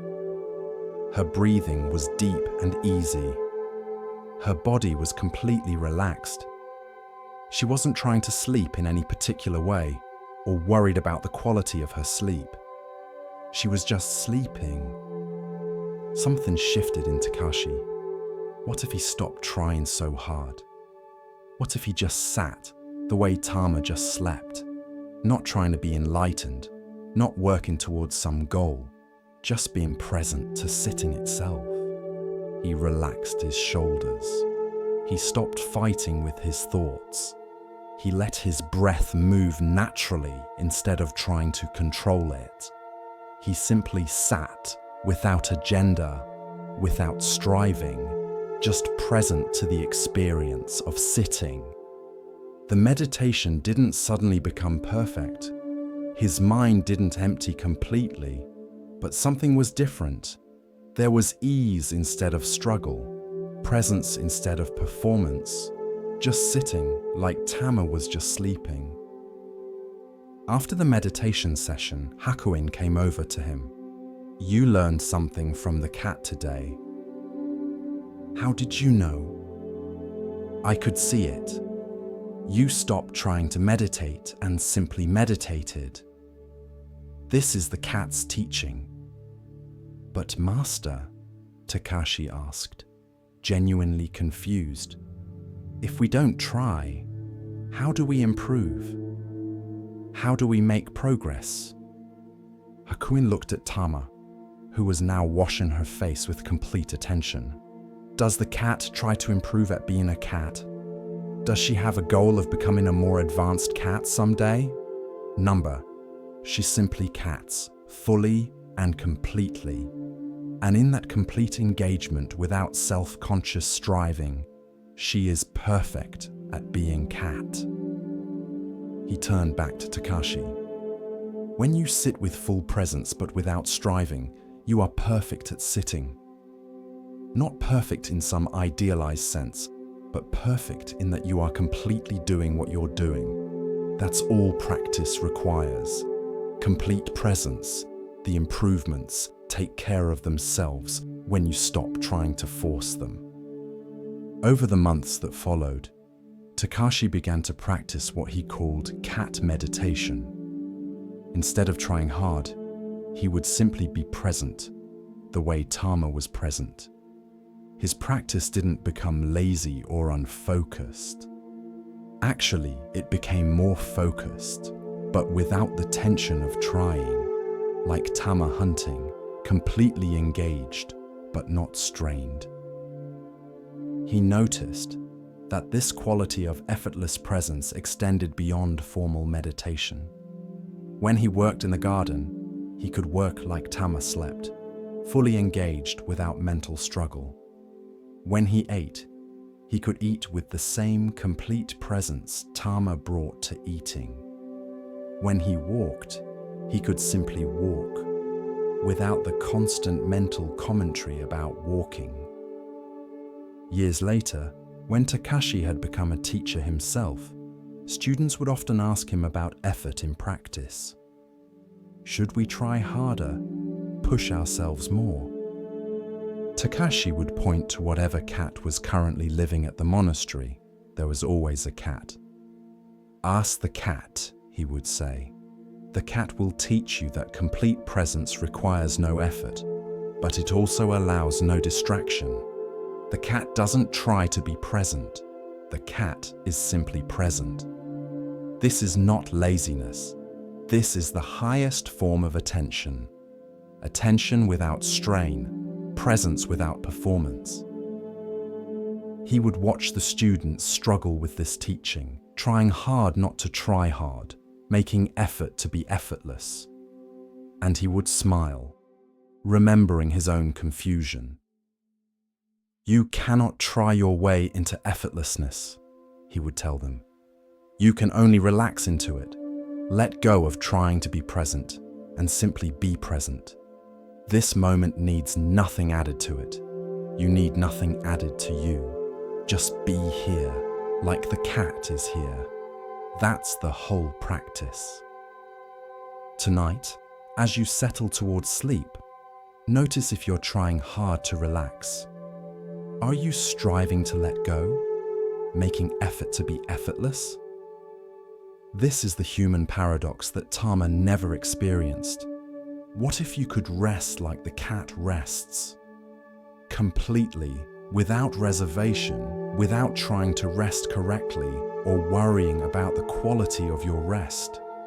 What if you could let go of the whole project of self-improvement just for these hours and simply be what you are? You don't have to try to sleep. Sleep happens when you stop preventing it. You don't have to try to relax. Relaxation emerges when you stop creating tension. You don't have to try to be present. Presence is what remains when you stop leaving. Be like Tama tonight. Not lazy, but effortless. Not disconnected, but at ease. Not trying to be anywhere other than exactly where you are, which is here now, resting. Let your sleep be as complete as a cat's sleep. Let your rest be as total as a cat's rest. No striving necessary, just being. That's all. That's enough. That's everything. In a bustling market town, there were two merchants who sold rice side by side. One was named Kenji, the other Taro. Both had successful businesses. Both were known throughout the region. But their approaches to business could not have been more different. Kenji used scales that he had carefully adjusted to weigh slightly in his favor. Not much, just enough that most customers wouldn't notice. Over the course of a year, this small deception added significantly to his profits. He told himself everyone did it, that it was just smart business, that customers expected to be cheated a little and factored it into their calculations. Taro, on the other hand, used scales that were calibrated perfectly. He would even add a bit extra to each purchase, telling customers, better to give too much than too little. His profits were smaller than Kenji's, but his conscience was clear. Kenji would mock Taro privately. "You're a fool," he would say. "You could be making so much more. The customers don't know the difference. Why cheat yourself?" "I'm not cheating myself," Taro would reply. "I'm paying myself in peace of mind. Every transaction I make, I know I've been honest. That's worth more to me than extra profit." "Peace of mind doesn't feed your family," Kenji scoffed. "Money feeds your family." For years this continued. Kenji's business appeared more successful. He had a larger house, finer clothes, and more luxuries. Taro lived modestly, comfortable, but not wealthy. To outside observers, Kenji's approach seemed vindicated. Then one day, a wealthy lord came to the market to purchase rice for his household. He was known for being meticulous and for testing merchants' honesty. He had brought his own perfectly calibrated scales. He went first to Kenji's stall and purchased a measure of rice. Then he weighed it on his own scales. The shortage was immediately apparent. "Your scales are dishonest," the lord said coldly. Kenji's face went white. "My lord, there must be some mistake." "Perhaps your scales are inaccurate." "My scales are tested regularly by the Imperial Standards Office," the lord replied. "Yours are deliberately fraudulent. Not only will I not purchase from you, but I will ensure that everyone in my household and in my social circle knows of your dishonesty." The Lord then went to Taro's stall and made the same purchase. When he weighed it on his own scales, he found that Taro had actually given more than the agreed upon amount. "Your scales are generous," the Lord said with approval. "I prefer to err on the side of giving too much," Taro replied simply. "Then you have earned my business and my recommendation," the Lord said. "From now on, all the rice for my household will be purchased from you, and I will tell others of your integrity." Within weeks, Taro's business had doubled, then tripled. The Lord's recommendation brought customers from the wealthiest families in the region. Meanwhile, Kenji's business collapsed. Once word spread about his dishonest scales, even his regular customers stopped coming. His reputation destroyed, he eventually had to close his stall. Years later, Kenji came to Taro, humbled and seeking work. "I was wrong," he admitted. "I thought honesty was expensive, but dishonesty cost me everything."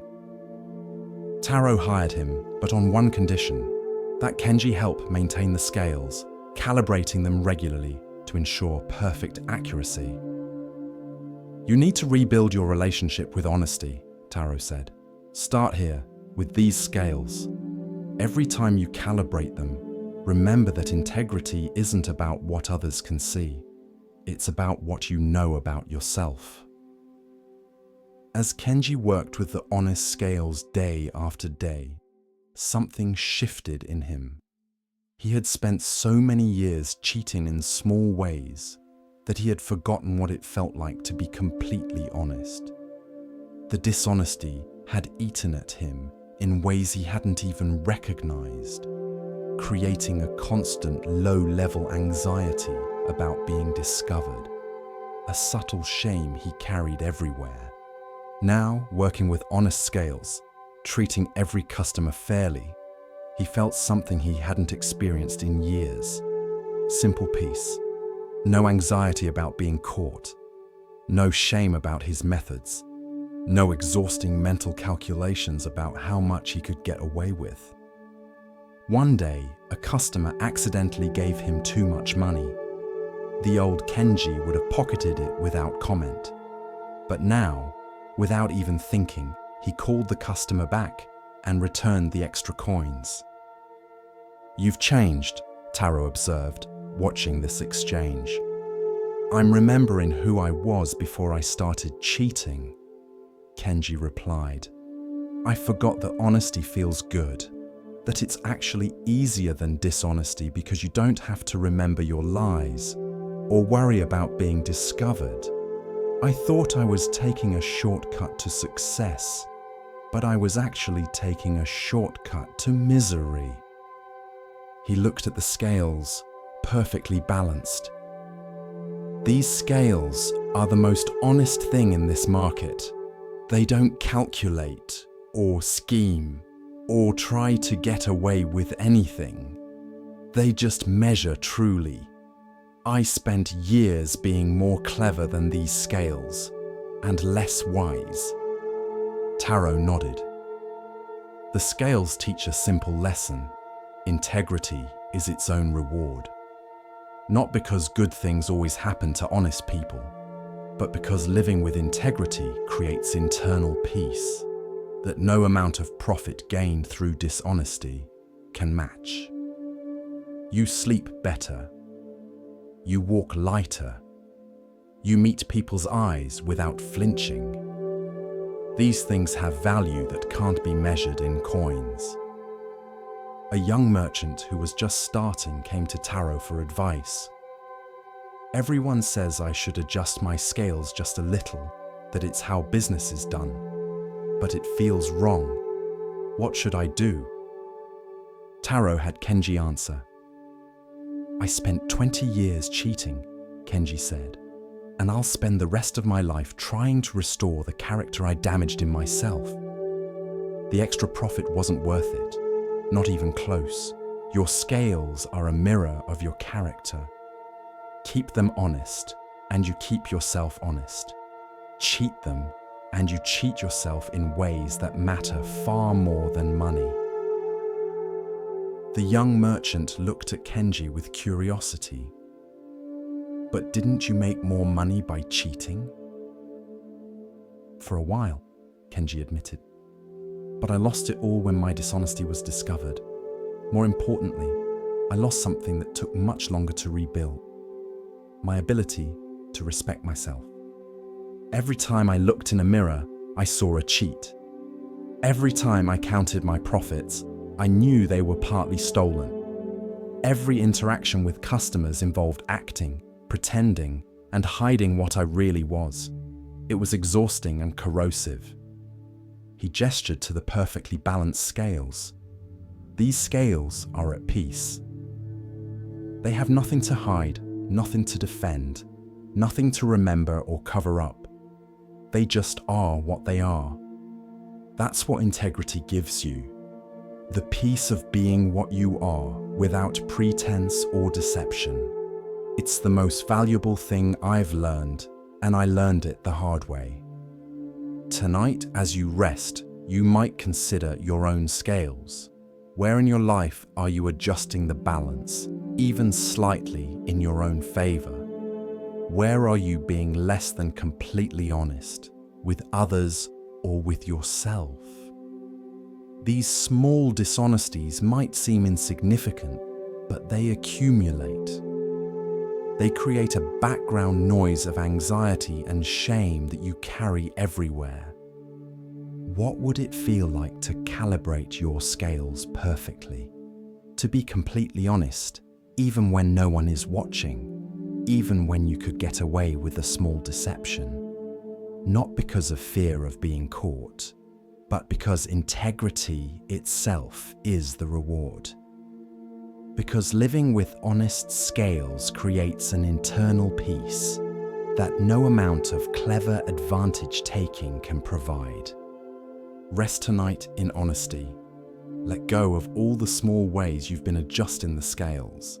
Let go of the exhausting mental work of maintaining deceptions. Be like the perfectly balanced scale, true, honest, at peace with what you are. The reward isn't somewhere in the future.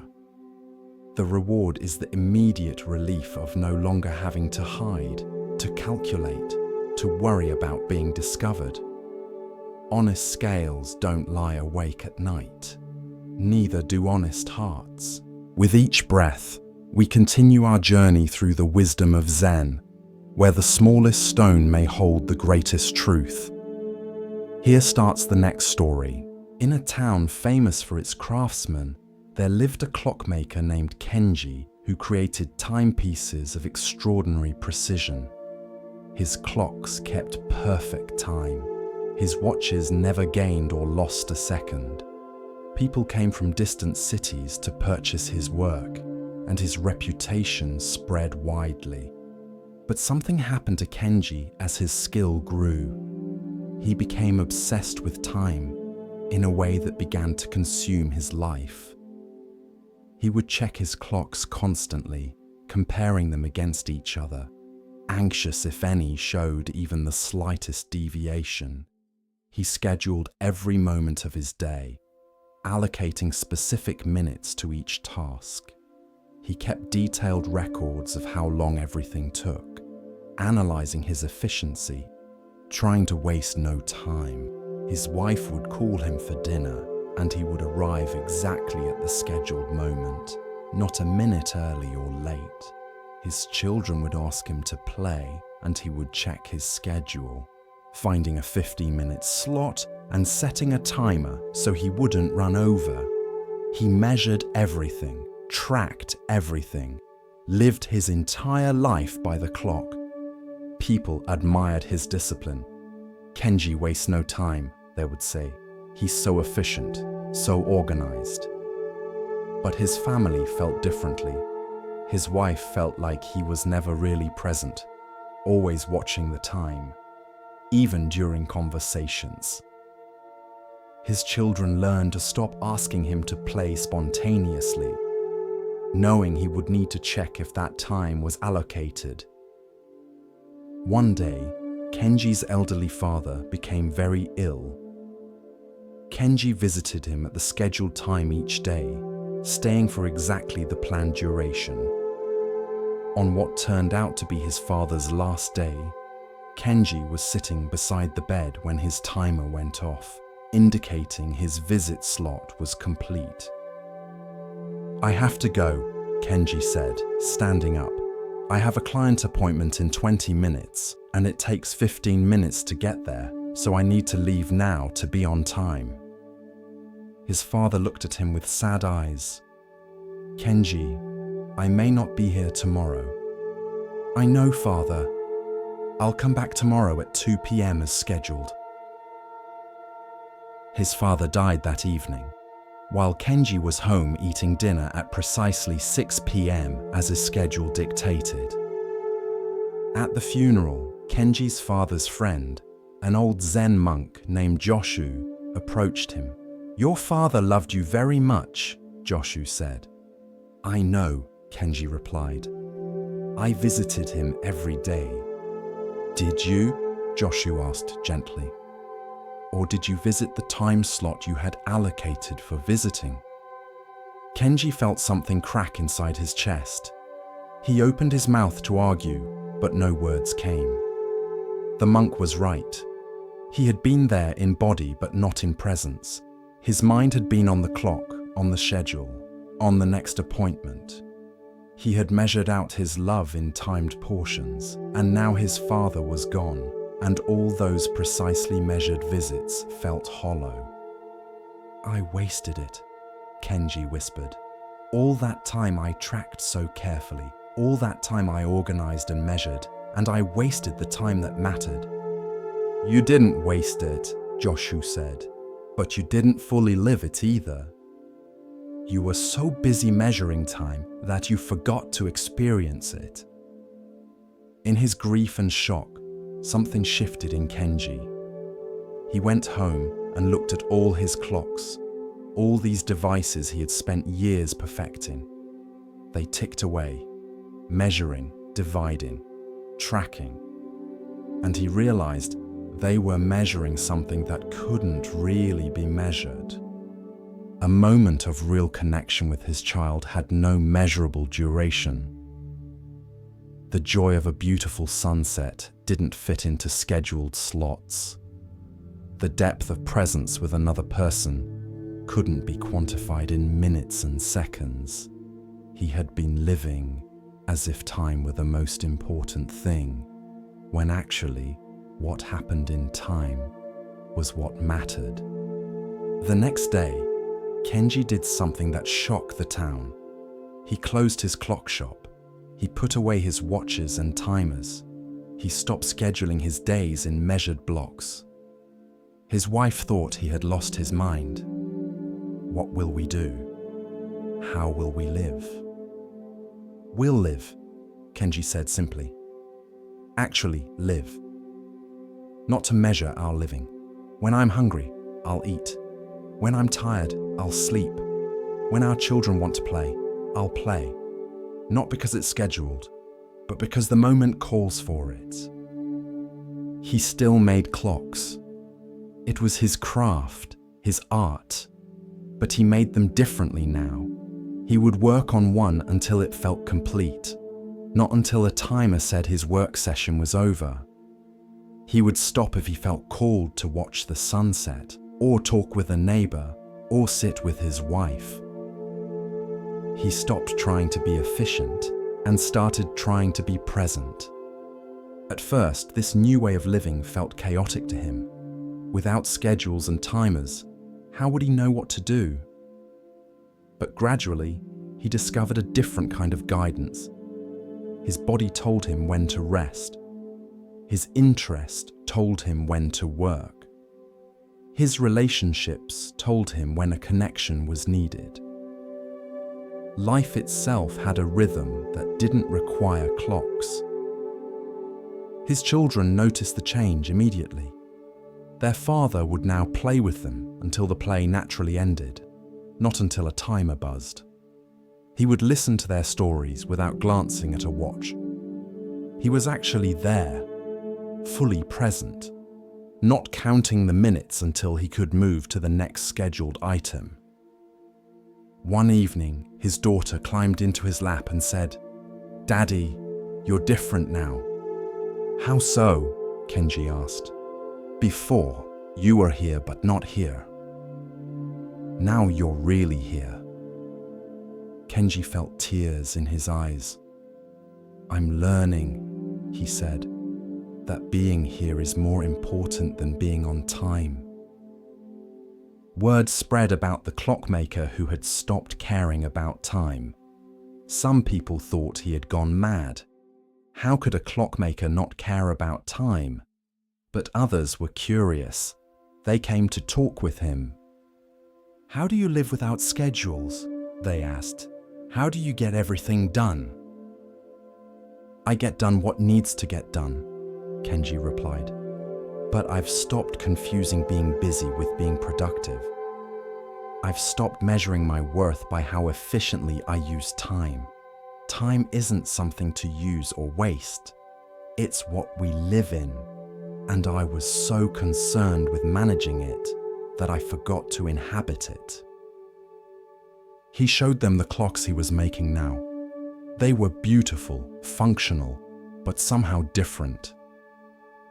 "These clocks can tell you what time it is," he explained, "but they can't tell you what to do with that time. They can measure duration, but not meaning. I made the mistake of letting the measurer become the master. The clock told me how to live, rather than serving my living."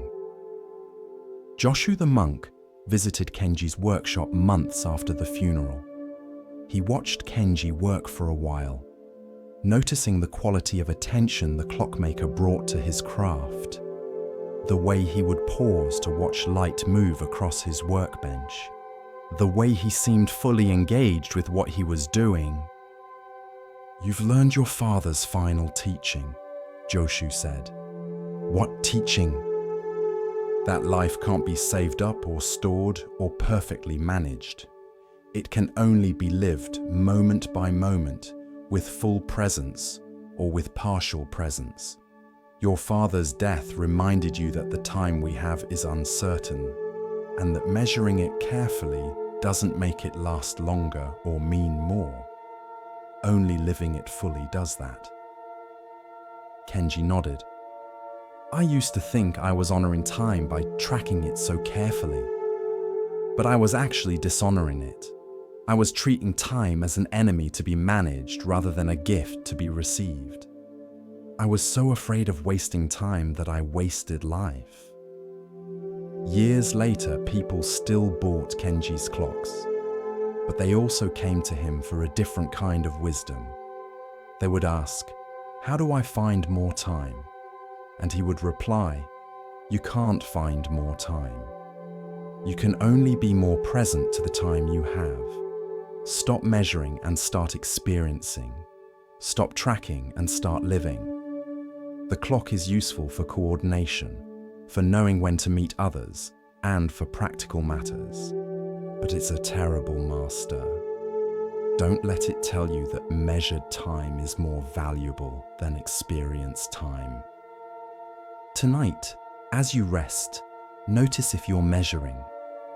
Are you tracking how long it takes you to fall asleep? Are you calculating how many hours of rest you'll get? Are you monitoring your progress toward relaxation? What if you stopped measuring and started experiencing? What if this moment of rest didn't need to be timed or tracked or evaluated? What if you could simply be here, in this unmeasured moment, present to breath and sensation without any concern for duration? Your life is not a clock to be wound and measured. It's an experience to be lived and felt. Tonight, forget time. Let yourself drift into timelessness, where there's no past to regret and no future to plan for. Just this eternal now that needs no measurement because it simply is. Rest in the unmeasured moment. That's where real life happens. Not in the counted minutes, but in the presence that fills them. The path of Zen unfolds like morning mist, soft and patient. In this next tale, we are invited to see, beyond appearance, into essence. Listen carefully to the next story. There was a fisherman named Sato who lived in a coastal village where fishing was both a livelihood and a tradition. Every morning, the fishermen would go out in their boats, and every evening they would return with their catches. The measure of a good fisherman was simple. How many fish did you catch? Sato had been fishing since childhood. He knew the waters, understood the tides, and could read the weather. But despite all his skill and knowledge, he had a problem that plagued him. At least once a week, sometimes more, he would return with an empty net. Not a small catch, not a few fish, empty. Other fishermen would return with boats full of fish, and Sato would be pulling up nets that contained nothing but seaweed and water. It was humiliating.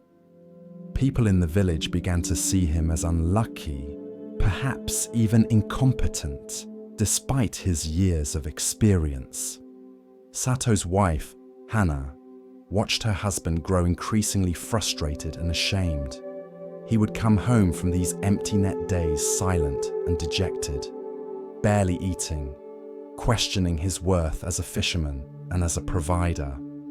One day, after a particularly discouraging week where Sato had returned empty-handed 3 times, Hana said something unexpected. "I'm glad you caught no fish today." Sato looked at her in disbelief. "How can you say that?" "We need the income. The other fishermen are successful. I'm failing." "Come with me," Hana said, taking his hand.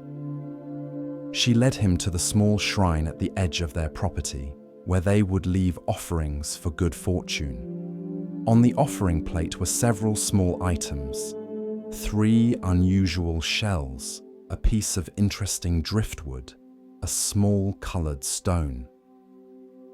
"Where did these come from?" Sato asked. "From your empty nets," Hana replied. "On the days when you caught no fish, you brought home these things instead. You were so focused on what you didn't catch that you never looked at what you did bring back." She picked up one of the shells. "This one you brought back 2 weeks ago. I'd never seen a shell like this before. I showed it to the teacher at the school, and she used it to teach the children about sea life. Those children learned something beautiful from your empty net." She picked up the driftwood. "This piece is so interesting in shape that the temple carver asked if he could use it for a small Buddha statue. Your failure brought something that will become sacred art." Sato looked at these objects with new eyes. He had indeed pulled them from his nets on empty days, but he had seen them as worthless, just debris that mocked him by taking the place of fish. "But we can't eat shells and driftwood," he protested. "We need fish to sell." "We need some fish," Hana agreed, "and you catch enough on your successful days. But these empty net days bring other things with value that can't be measured in money, and they bring something else too." "What?" "They bring your presence home to me," she said quietly. "On days when you catch many fish, you come home exhausted but proud, and you spend the evening repairing nets and equipment, already planning the next day. But on empty net days, you sit with me, you talk with me. You're actually here, not already out on the boat in your mind. I know this sounds selfish, but I treasure those days when you come home empty-handed, because I get all of you, not just your tired body." This perspective shook something loose in Sato. He had been measuring his worth entirely by fish caught, seeing empty nets as pure failure. But Hana was showing him that those apparently failed days brought other things, things he had been too ashamed to notice. A few days later, on another empty net morning, Sato pulled up his nets and found not fish, but a tangled mass of seaweed. His first reaction was the familiar frustration. But then he remembered Hana's words and looked at the seaweed more carefully. It was a type he had seen farmers collecting for fertilizer. Instead of throwing it back in disgust, he kept it. When he returned to shore, he asked one of the farmers if the seaweed was useful. The farmer's eyes lit up. "This is exactly what I need for my fields. Would you sell it to me?" The money from the seaweed wasn't as much as fish would have brought, but it was something. And more than that, Sato realized he had just turned a failed fishing day into a successful day by changing what he was looking for. He began experimenting with this perspective. On days when fish weren't biting, instead of stubbornly keeping his nets in the water, he would pay attention to what else was happening. He noticed patterns in bird behavior that told him where fish might be on better days. He observed current changes that helped him understand seasonal movements. He collected things that others might value: certain shells, seaweed, and interesting stones. But perhaps most importantly, he stopped defining himself solely by the fish caught. He began to see himself not just as a fisherman, but as someone who harvested from the sea. Sometimes the harvest was fish. Sometimes it was knowledge. Sometimes it was presence of his wife. Sometimes it was objects that others valued for reasons he had never considered. Other fishermen noticed the change in Sato. He no longer came to shore on empty net days looking defeated and ashamed. He seemed interested in what he had found, curious about the day's experience even if it hadn't been conventionally successful. One young fisherman who was struggling with his own inconsistent catches asked Sato, "How do you stay positive when you fail?" "I stopped calling it failure," Sato replied.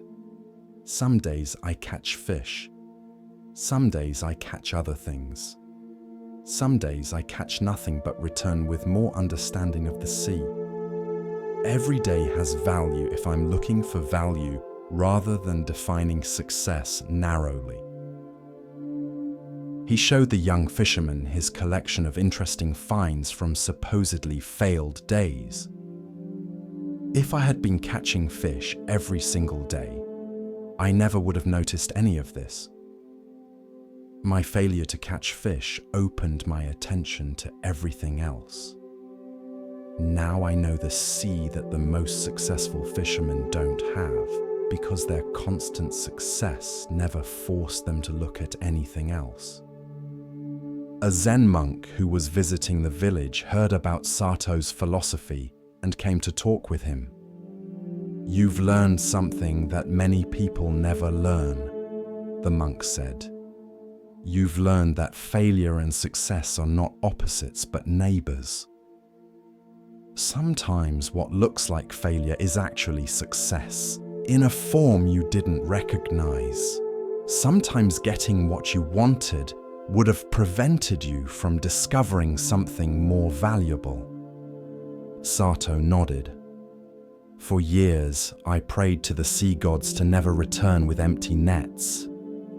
Now I understand that the empty nets were answering a different prayer, one I didn't know I was making. They were teaching me to see value beyond the obvious, to measure worth by more than one standard, to be present to what is, rather than always grasping for what should be." The monk smiled. "The empty net is a great teacher. Because it's empty, it can receive anything. Because it failed to catch what you were seeking, it caught things you weren't looking for. Sometimes the best gifts come through the door of apparent failure. Years later, when Sato was old and teaching his grandson to fish, the boy became discouraged after several days with small catches.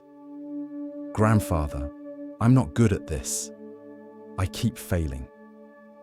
Sato smiled and showed his grandson the collection he had accumulated over the years.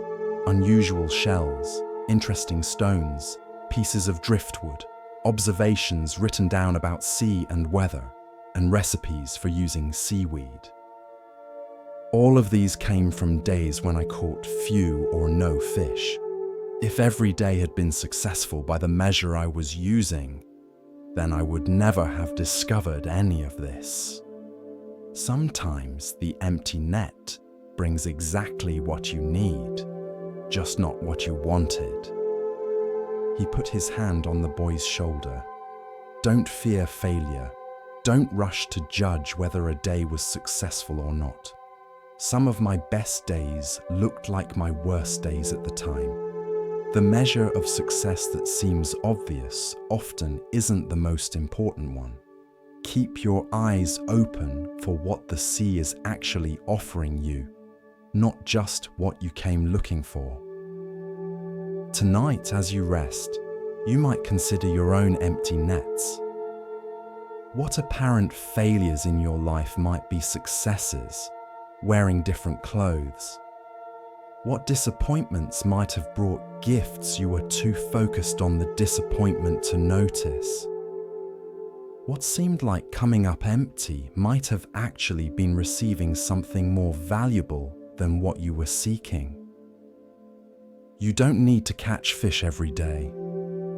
You don't need to succeed by conventional measures every time. Sometimes the empty net is exactly what you need, bringing lessons and gifts that success would have prevented you from receiving. Sometimes failure is just success that requires better eyes to see it. Rest now in acceptance of all your empty nets, all your apparent failures, all the times you came up short by the measures you were using. These weren't wastes. They were opportunities to learn different measures, to discover unexpected value, to receive what you weren't looking for but desperately needed. The empty net isn't a tragedy, it's a teaching. Let it teach you tonight, as you rest in the emptiness that's actually fullness waiting to be recognized. In the hush of understanding, Zen offers us another glimpse of what it means to recognize worth not by weight or shine, but by presence. Here starts the next story. In a mountain village, there lived a child named Hoshi, whose name meant star. He was a curious boy, always asking questions, always trying to understand how things worked. His parents admired his inquisitive mind and encouraged his questions. One clear night, Hoshi lay on his back looking at the sky full of stars. They were so numerous, so bright in the mountain air, so beautiful. As he looked, a question formed in his mind. How many stars are there? He decided to count them. He began with the stars directly overhead, assigning each one a number. 1, 2, 3, 4. By the time he reached 30, he had already lost track of which ones he had counted and which he hadn't. He tried to organize them into groups, into patterns, but the more he tried to count, the less he could simply see them. His grandfather came out and found Hoshi staring at the sky with an intense, frustrated expression. "What are you doing, little star?" his grandfather asked, using the family nickname. "I'm trying to count the stars," Hoshi replied, not taking his eyes from the sky. "But they keep moving. Or maybe my eyes are moving. I can't keep track." How can I count them if they won't stay still? His grandfather sat down beside him. Why are you counting them? Because I want to know how many there are. And if you knew how many there were, what would change? Hoshi thought about this. I would know. I would understand. Would you? His grandfather laid back on the grass beside him. Tell me, before you started counting, when you were just looking at the stars, what did you feel? Hoshi remembered. I felt wonder. They were so beautiful. I felt small, but also somehow connected to them, like they were very far away, but also touching me with their light. And now, while you're counting, now I feel frustrated, confused. I keep losing count. The beauty is still there, but I'm not seeing it anymore. I'm just seeing numbers. His grandfather was quiet for a while, letting Hoshi sit with his own observation. Finally, he said, "Not everything is meant to be counted, measured, or understood. Some things are meant to be experienced. The stars don't care how many of them there are. They just shine. And you can either spend your time trying to number them, or you can receive their light."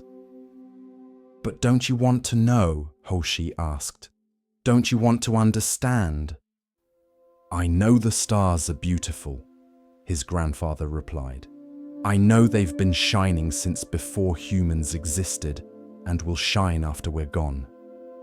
I know that their light traveled vast distances to reach my eyes. I know that looking at them makes something in my chest feel open and quiet. Those are the things worth knowing. How many there are? That's a question that turns the sky into a math problem." Hoshi stopped counting and just looked. His grandfather was right. The moment he stopped trying to number the stars, he could see them again. Really see them. The way they shimmered, the way some were bright and others faint, the way they formed patterns that his ancestors had named, the way they made the night less dark. "Everything you count or measure," his grandfather continued, "you transform from an experience into data. Data is useful for some things, but it can never capture what it feels like to lie on your back and watch stars shine. It can never measure wonder. It can never quantify the feeling in your chest when beauty takes your breath away." A shooting star streaked across the sky. Hoshi gasped with delight, and his grandfather smiled. "If you had been counting at that moment," his grandfather said, "you might have missed it. You would have been too busy tracking which number you were on, making sure you didn't count the same star twice. You would have been in your head instead of being present to this moment." As Hoshi grew older, he remembered that night often. He noticed how his urge to quantify and measure things sometimes pulled him out of direct experience. When he ate something delicious, his mind would immediately start comparing it to other meals, rating it, analyzing its components. When he saw a beautiful sunset, he would try to describe it, to capture it in words, losing the direct experience in the attempt to translate it. He learned to notice this pattern and sometimes choose differently. Sometimes he would let experiences be experiences without trying to understand them, explain them, measure them, or capture them. He would just receive them directly, the way he had learned to receive starlight. Years later, Hoshi became a teacher. Students would come to him with questions about meditation, about enlightenment, about the nature of reality, and often he would take them outside at night and tell them to look at the stars. "How many are there?" he would ask. The students would start trying to count, and he would let them struggle for a while. Eventually, they would give up, frustrated. "I can't count them," they would say. "There are too many. They keep shifting. I lose track." "So stop counting," Hoshi would reply. "Just look. Experience the stars without trying to understand them intellectually. Let them be what they are without needing to measure them, categorize them, or explain them." He would let them lie there in silence, just experiencing the night sky. And usually something would shift. The students who had arrived full of questions, full of the need to understand and explain and intellectually grasp everything, would find themselves simply present, simply aware, simply experiencing without the mediating layer of thought. "Some of your questions are like counting stars," Hoshi would tell them. "They turn experience into problems to solve. They transform presence into analysis. Your mind asks these questions to feel like it's doing something useful. But often what's most useful is to stop asking and just be present to what is." "But how do we know if we're making progress?" students would ask. "How do we measure our growth?" Hoshi would smile. "You're counting stars again. Progress in meditation isn't something you measure, it's something you experience. You know you're growing not because you can quantify it, but because you notice you're suffering less, responding to life more skillfully, feeling more at peace. These are experiences, not numbers." Tonight, as you prepare for rest, notice if your mind is counting stars. Is it trying to measure your relaxation, track your progress towards sleep, analyze whether you're doing this correctly? Is it turning the simple experience of resting into a problem to solve or a performance to evaluate? What if you stopped counting? What if you let this moment be an experience instead of a measurement? What if you received rest the way you receive starlight, directly, without trying to quantify it, or understand it, or capture it? Some things are meant to be lived, not analyzed. Some moments are meant to be experienced, not examined. Tonight is one of those moments. Let yourself be like the child who stopped counting and simply gazed at the stars, receiving their light without needing to know how many there were. That's enough. You're enough. This moment is enough.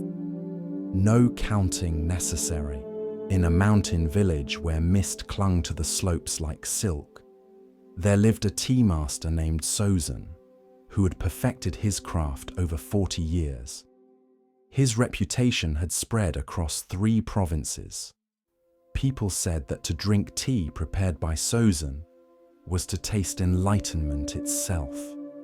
One autumn morning, a young merchant named Kenji arrived at Sozan's simple tea house. Kenji wore expensive robes and carried himself with the confidence of someone who had succeeded early in life. He had read 7 books about the tea ceremony. He had attended demonstrations by famous masters in the capital. He had purchased the finest tea utensils money could buy. "Master Sozan," Kenji announced as he entered, not waiting to be invited in. "I have come to learn the secrets of tea ceremony. I've studied extensively, you see. I understand the basic principles, of course. What I need from you are the advanced techniques, the hidden knowledge that books don't contain." Sozan, who had been sitting quietly by the window watching leaves drift past, turned slowly and smiled. His face was deeply lined, kind, patient as stone. "Please sit," he said, gesturing to the mat across from him. Kenji sat, but even in sitting, he radiated impatience. His eyes moved around the room, cataloguing, comparing, judging. The tea house was simpler than he had expected. Bare walls, plain cushions, nothing impressive at all. Sozin began to prepare tea with movements so natural they seemed like breathing. Each gesture flowed into the next without hesitation or thought. But before he could explain anything, Kenji interrupted. "Yes, I know about cleansing the implements. I've read about that. What I really want to understand is the spiritual dimension. The books mention it, but they're quite vague." Sozin nodded quietly and continued his preparation. He heated water. He measured tea. His hands moved with a grace that 40 years of daily practice had made effortless. Again, Kenji interrupted. "I've been told there are different schools of thought about whisking technique. Which do you follow? I have my own theories about which is most authentic." The old master said nothing. He simply continued, reaching for a simple clay cup, placing it before his guest. Then he lifted the kettle and began to pour. The tea flowed into the cup, dark and fragrant. Steam rose. The cup filled to the brim. But Sozin didn't stop pouring. Tea spilled over the edges, pooling on the wooden tray. Still, Sozin poured. The pool spread wider, reaching the edge of the table. Tea began to drip onto the mat below. It soaked into Kenji's expensive robes. "Stop!" Kenji shouted, jumping back. "Can't you see the cup is full?" "No more will go in." Sozin set down the kettle carefully. He looked at Kenji with the same gentle expression he'd worn since the beginning. In his eyes was something that wasn't quite amusement, but wasn't quite sadness either. Just a deep, patient knowing. "Like this cup," he said softly. "You are full of your own opinions, your own ideas, your own certainty about what you already know. How can I show you anything new when there is no space inside you to receive it?" Kenji opened his mouth to argue, to explain that he wasn't full, that he was here to learn after all. But the words stopped in his throat. He looked down at his tea-soaked robes. He thought about how he had entered this room, already knowing what he would find, what he would learn, what the master would say. Had he come here to learn? Or had he come here to confirm what he already believed? "Every person who came to me this week," Sozin continued, his voice still soft, still kind, had an empty cup. "They knew they didn't know. You are the first to arrive with a cup already full." Kenji sat back down slowly. The tea was still dripping from the table. The sound was like a small clock, marking moments. "Master," he said, and his voice was different now, smaller, younger. "I don't know anything about tea at all, do I?" "You know many facts about tea," Sozin replied. "You have gathered information like autumn leaves in a basket. But knowing about tea is not the same as knowing tea. Understanding tea ceremony from books is like understanding the ocean from a map. The map has truth in it, yes, but it is not wet. It has no salt. It cannot carry you anywhere." He poured a fresh cup, this time stopping when the cup was full. "The tea ceremony is not about secrets or advanced techniques," Sozin explained. "It is about presence, attention, respect, humility. These are not complicated. A child can understand them, but they are difficult because they require us to empty ourselves first." Kenji looked at the fresh cup of tea before him. Steam rose from it in delicate spirals. he realized he had never actually paid attention to tea before. He had drunk it hundreds of times while thinking about business, reading scrolls, planning his next acquisition. He had attended tea ceremonies where he spent the entire time comparing the master's technique to what he'd read in books. But right now, in this moment, he was seeing tea for the first time. He lifted the cup with both hands, the way Sozin had shown him. He brought it to his lips slowly. He tasted it, really tasted it. The bitterness, the subtle sweetness beneath, the warmth spreading through his chest. "This is the first cup of tea I've ever drunk," he said quietly. Sozin smiled. "Yes, this is humility, not thinking less of yourself, but thinking of yourself less. When you empty yourself of certainty, everything becomes new. Every cup of tea is the first cup. Every breath is the first breath." Kenji stayed with Sozin for 3 months. Each day he practiced emptying his cup. It was harder than he expected. His mind kept filling itself with opinions, judgments, comparisons. But slowly he learned. Not new techniques, but a new way of being present. Years later, when Kenji had his own students, they would notice something unusual about how he taught. He never claimed to have all the answers. He never said, "This is the only way." Instead, he would ask questions. He would create space for his students to discover on their own. When asked about his approach, he would smile and tell the story of a cup that overflowed. "My master taught me that learning begins with emptiness," he would say. "The moment we think we know everything is the moment we stop growing. So I try to keep my cup empty, always ready to be filled again."